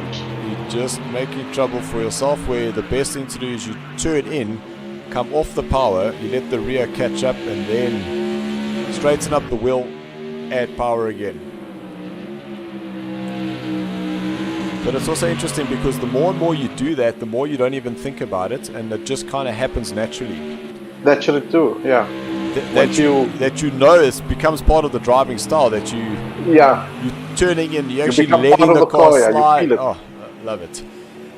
What Robert, I'm sure, is not loving is the fact that those last couple of corners, he did make a little bit of a hash of them. I think he's just trying to push too hard now. Because going through Aquamanaroli, he went a little bit too deep into 10, which then compromised his exit, which again is going to impact on that end time going up the hill. And again, it looked like that was a little bit wide.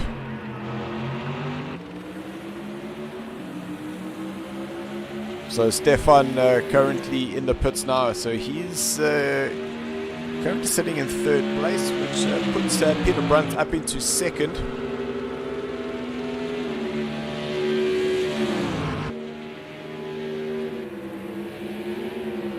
So Robert now taking back third place, but he is sitting provisionally in second.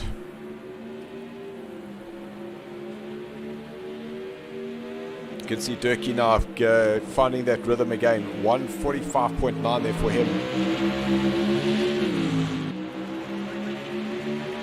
And Tyler still got a 9 seconds advantage over Marius. Marius not having a good day here at Imola.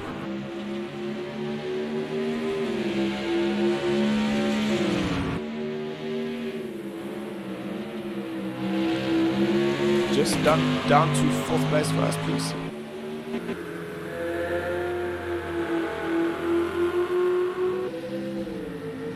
So that's Stefan in fourth place currently. He is chasing down Robert. You can see Robert just going over the little crest there. Robert's on his way to turn number 11. There he goes through now.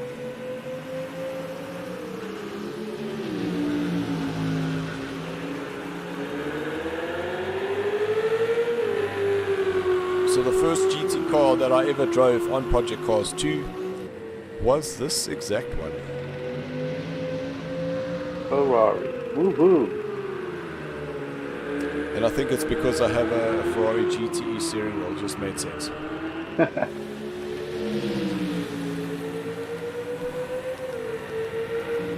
So we are on lap 15 of 24, so only 9 laps left to go.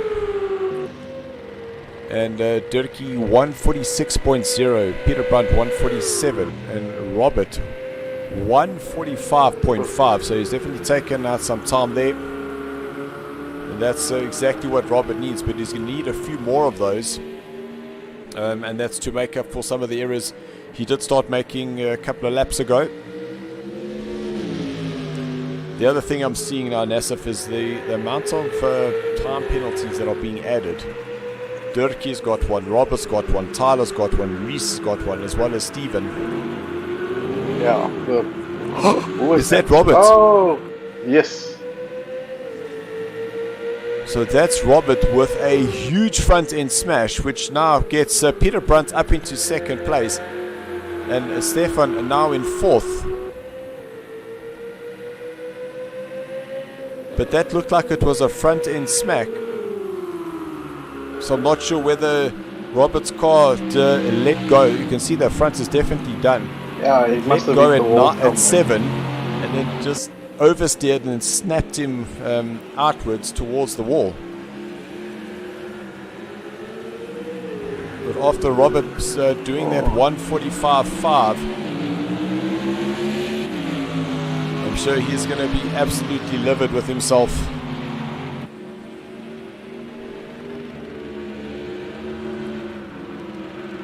And that car is going to be so difficult to brake now. It doesn't have the downforce in the front anymore.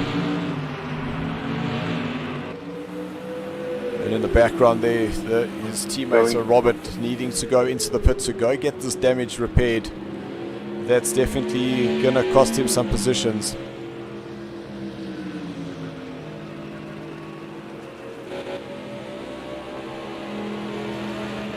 So that will put Marius up into 5th place. With Tyler in 4th, yeah, most definitely.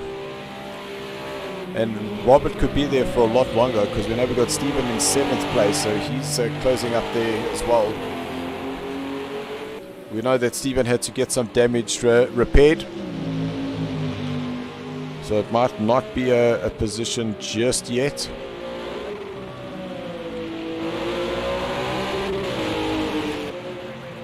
So 7 laps left, and that car, it just sounds like it's constantly on the rev limiter. But surprisingly enough, it actually isn't. When you drive in the car, it actually doesn't sound like that. It was one of the things that we noticed when we had Bruno Cadile racing with Marius, and that was the start of Silverback racing. Both in these Cadillacs, and always get this like pit limiter sounding effect. Yeah, I heard that in the previous race. It was quite weird.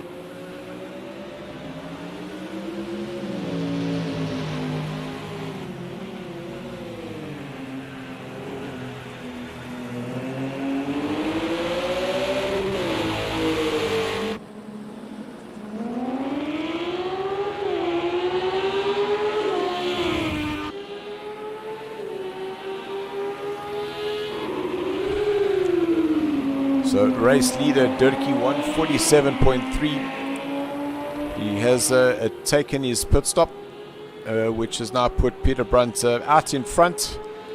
But Durkee is the provisional leader.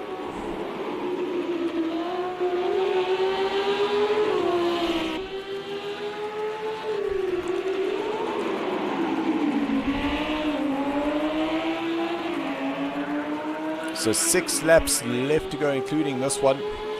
And thank you to all of those who are still on the stream.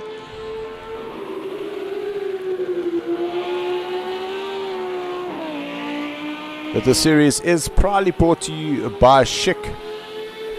Go check out the website that is schick.co.za for both men's and ladies, and get your perfect companion and go beyond the blade. It is also the great way to shave a few seconds off your time. Guys, all the details are currently in the description below of all the people and the sponsors that are involved with SARCO in this league. Durkee is very, very wide. Oh, Jude from LuxuryTime Racing has joined us once again. Hello again, Jude.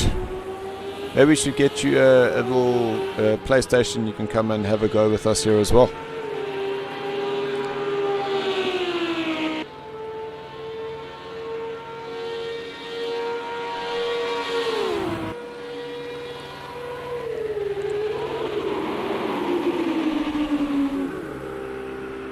So the previous race leader, Peter Brunt, now going into the pits. So there goes Tyler ahead of him. As Peter Brunt now comes out. Ooh, that's going to be a warning for crossing the line there. Because that white line is part of the pit exit. So you've got to keep running with that line on your left-hand side before you cross it.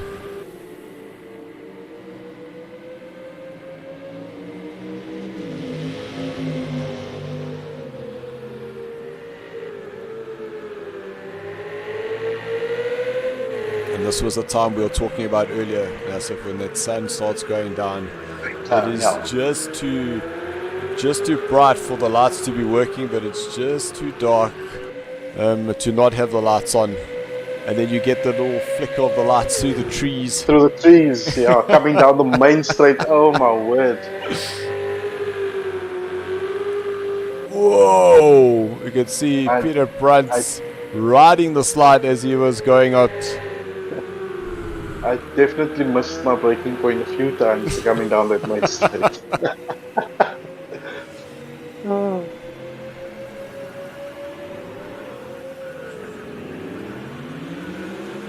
Well, so that sounded like a car was stuck on the side there. Was that Tyler that missed that braking point into the chicane? Yeah, it looks like it was. Yeah. Well, we'll definitely must see make it some on the time lap up on time. Oh, that car is all over the place now. This is around about the time I felt my tire temps coming down, and this is when it starts getting tough. See, Tyler 152.0, so definitely something went on there. And the front of that Merc is looking a little bit altered. And that rear is not happy, so I wonder if he's not experienced some rear suspension damage there. Looks like it. Peter Brunt is catching him at a rapid rate now. Yeah, definitely something wrong with that rear left. Well, how would you say, left rear or rear left? Left rear. That one. So Dirkie out in front is 9.2 seconds ahead of Stefan, but absolute great drive here for Stefan. I know he's been pretty quiet in the race, just got himself into that third place, wasn't in the battle between Robert and Dirkie, but here he is taking advantage of the mistake that Robert had made and has got himself a great little second place, currently going quicker than Dirkie the previous time. And looking at those times, the fastest on track at that point.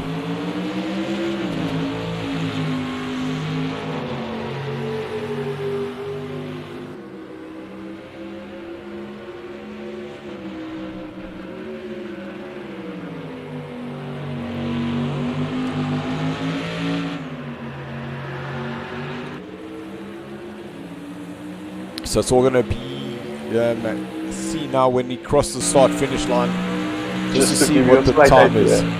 Oh, there we go. That's the glare that you were talking about, and man, oh man, is it not in the perfect position to ruin every little bit of braking points that you would normally be looking for. You can see Tyler very tentative on the power there. So definitely fighting a little bit of damage there somewhere. You can also see that it looks like the front is pointing to the right hand side while the car is actually going straight.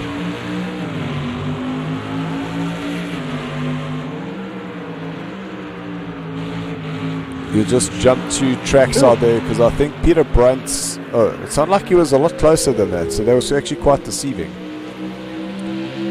Oh, do you know what it was? It was actually Stefan going up the hill while they coming in towards Marius coming down, yeah. Yeah. That Cadillac is quite loud. So Marius, what's it, 4 seconds between himself and Peter Brunt with 3 laps plus this one to go. Whether Marius will be able to make that up. Look, it could be that the tyres are coming into him now, and anything's possible, because looking at the lap time, that's 0.9 of a second faster than Peter Brunt. So if it's 3 seconds to go, 3 laps, and they both do exactly the same time, Morris is in a chance to take the position away from him.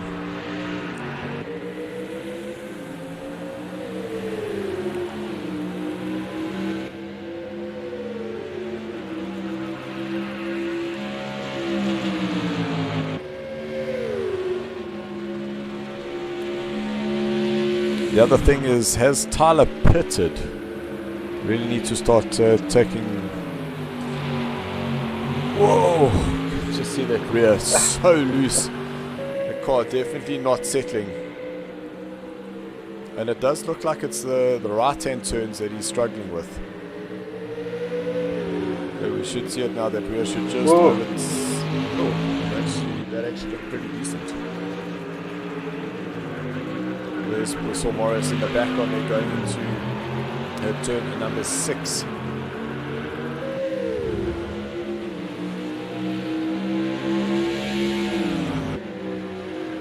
Peter Morris a 146.0 versus Peter Brunt 146.9, and then Tyler 146.5. So Tyler's still maintaining those 146s, so he is able to keep 4th and 5th behind him.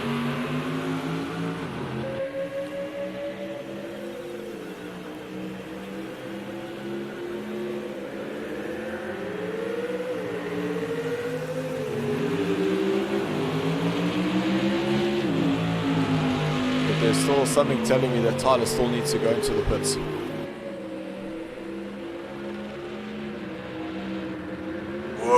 No! On the curb. Tyler doing a rail slide over the curb on the outside there.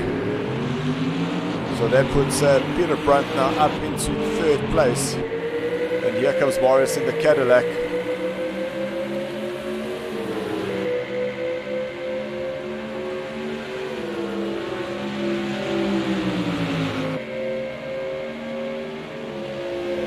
So if Tyler doesn't need to pit, he really has, as I say, he would have got himself in a really good position.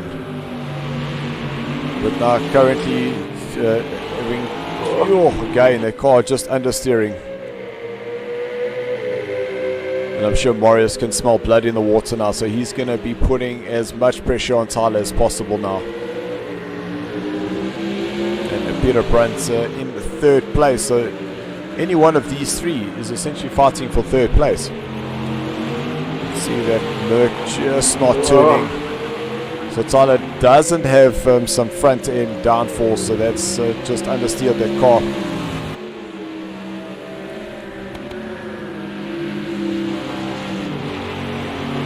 A little short shift there for Tyler as he went out of turn 8. Oh, too deep there. And this looks like this is pure desperation now.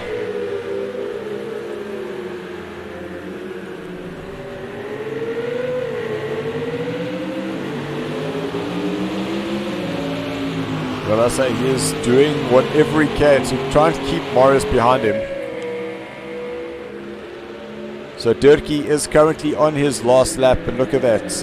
After 24 laps, 23 laps, he is still able to do a 145.8. Also understanding that the car is lighter, the guys are carrying way less fuel. And it looks like Tyler has done the early pit stop, and here he is coming back fighting hard.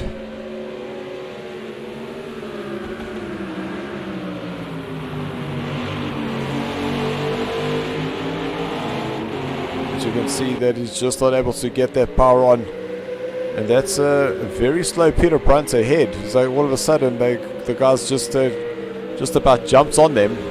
So it is going to come down to a last lap shootout for the last spot on the podium, and Morris that rear just overshooting as he got on that power.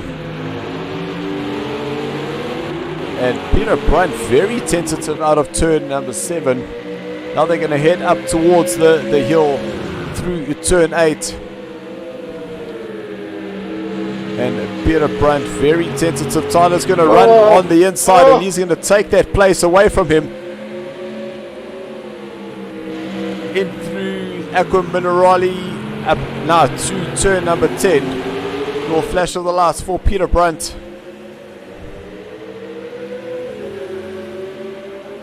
This is do or die moments here that Tyler's got to be spot on. Looks like he's gone a little bit too deep into the first phase, so he had a bad entry into the second curve. But this is the battle for 3rd place, and it does not get any closer than this. Now, through the pump on the brakes, we saw Tyler doing a rail slide through here. Looks like it was a little bit wide.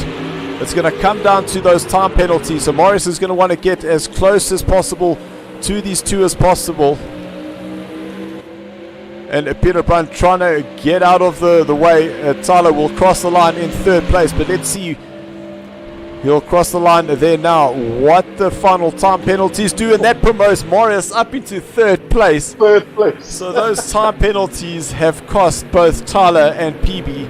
You can see while Tyler ended this battle ahead of these 2, Peter Brunt finishes in 4th with Tyler in 5th.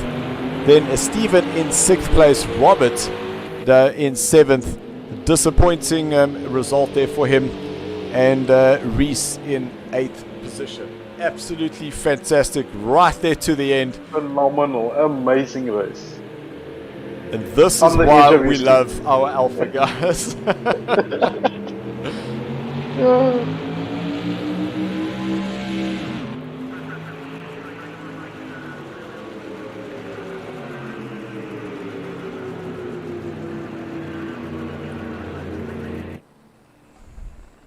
I'm sure Marius is ecstatic. Yep, I'm pretty sure that Morris will be holding his breath for a couple of seconds, because talk about coming from the back and getting himself a 3rd place overall.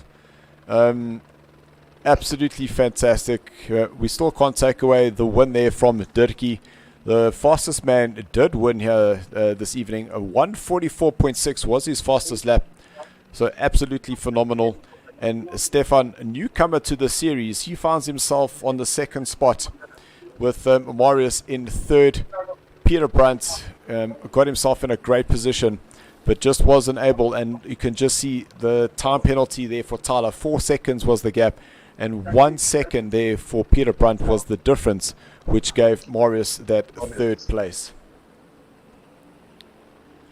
So we're just going to get the guys into the Discord, and then we'll get these driver interviews underway.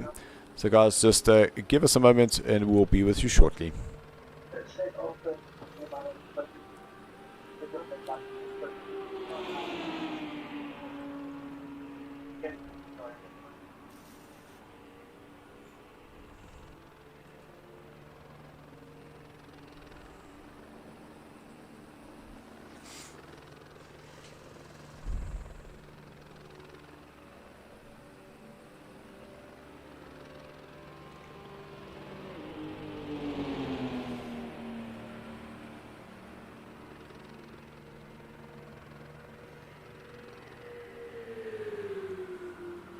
So while we get the drivers coming in, guys, let us know in those comments who you thought the driver of the day was. Some crazy action. Yes, we didn't have the full lobbies, but that did not mean that the action was any less interesting. Absolutely awesome racing here this evening, both the Alpha and the Bravo tier. This was a horrible race, I'm telling you. Goodness gracious. Well done there. Don't you win? That was a horrible race. Well done. So well done. We got Dirkie. It looks like you got a little bit of a sweat on your brow there. Hot. It's very hot. The aircon is stuck on the Audi. That's why you need to open the window. Don't you have a manual little system there, Dirkie? No, the slide got stuck. So we are just waiting for Marius, which will just go to Stefan. Welcome to the drivers' interviews. What an absolutely awesome race there for you. You were very quiet. You kind of just stayed in that 3rd place, let the guys out in front to go and have a battle. And then obviously the mistake there from Robert, we still don't know what happened, but we saw him on the side of the track and basically opened the door for you and then gave you that 2nd place.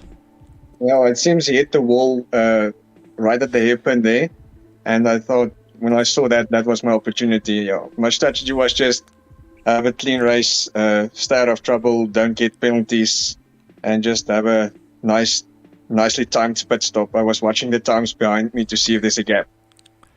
It was absolutely perfectly timed. There was a point where Peter Brandt was starting to close up and looked like it would have been a little battle of the Ferraris. But I must say, these track conditions have definitely kept the guys guessing, and I'm absolutely so happy about that. It was difficult at the end, though. Yeah, we see Marius has just joined us. Marius, all I can say, it looks like your patience and determination paid off for you in the end there. Yeah, I was just lucky there in the end. It was... when I saw the penalties, I thought, okay, I can get Scott. But I didn't expect that Peter would make a mistake. He had a 1 second penalty. Yeah. And then I was just lucky in the end. It was a horrible race. I just said to the guys, I struggled right from the beginning to keep my car on the road. I had, I think, 2 offs. I thought I'm going to pit early because I'm in the back, and then I'm going to put in laps and see where I end up. But my laps were so horrible, I had no chance of. I think the best I could hope for was a 4th or a 5th place. So that was all very lucky in the end. That had nothing to do with me, you know. So, but Dirkie again, you know, well done, man. Well done. Thank you. And Stefan, awesome, man. That was well done. Thank you so much. Let's go to you, Dirkie. I must say, probably your toughest race so far. Robert getting that little AMG on pole position, and it was just chase from the beginning. Then going into the pits, and I think if it once you got past him, he was kept applying that pressure. Just take us through that. Yeah, you know what? I knew that I wouldn't pip him on the qualifying because he had a very good qualifying setup. But in the race, I know in the middle sector, I had him there. So I just concentrated on that to apply pressure in those sections. And I knew that they were very fast in the first section of the race as well, and I couldn't match the pace even of Marius when we were practicing together. So I concentrated on the last bit of the race. I set my car up for the last half of the race. I didn't mind too much about the beginning, but it made it very difficult in the beginning because I had the one penalty after the other, and I served them. The one I tried to serve it, and I still got it. Yeah. And it threw me a bit back there, but I could catch up again. And when I saw Robert went into the pits, then I know my air is clean, no pressure. I'm just going to nail it. Yeah. And unfortunately, he made a mistake coming out of the pits. Apparently, he hit the wall. I heard after the race, which is a pity because it would have been nice to have a close pit strategy again. Maybe if he didn't have that incident, maybe it was the same like last week. You know what I mean? Yeah. So, but yeah, it was a difficult race. It was difficult keeping the car on the track at the last bit. It was very slippery. But yeah, well, I'm happy, and then especially Stefan, actually, I think it is. Well done, and welcome to the podium. So I don't think it's your last one, and well done, Marius, on the 3rd place. Thank you. Yeah, guys, look, it was absolutely fantastic, and like we say, that doesn't matter whether there was 10 guys or 8 guys. There was still the crazy racing, and the fact that we got to fighting 3 drivers for that last podium on the last lap was absolutely incredible. I just love the way it actually had worked out in the end there. So thank you very much, guys, and I'm really looking forward to next weekend, or next week Monday, where we are at Hockenheim, and the weather settings are a little bit less aggressive. It's a nice gentle progression into the evening. Just a little bit too cold. Take our jacket with. So it's hard tires, soft tires, who knows? We'll have to wait and see. So thank you very much, guys. Thank you to our sponsors. All the details are in the description. And we will be back next week, Monday. And that will be for round 4 of the Schick Global GT3 Series. To our hosts, who hosted? So it was St. Jim. As well as Tyler Scott. Thank you very much, guys. As well as my co-commentators, Tyron, who joined me in the commentary box with director Stephen, and Nassif, co-commentator and director. Thank you so much, guys. Really looking forward to next week, guys. And all I can say is enjoy. Bye. Keep practicing, keep racing, and until then, Flat out. Okay.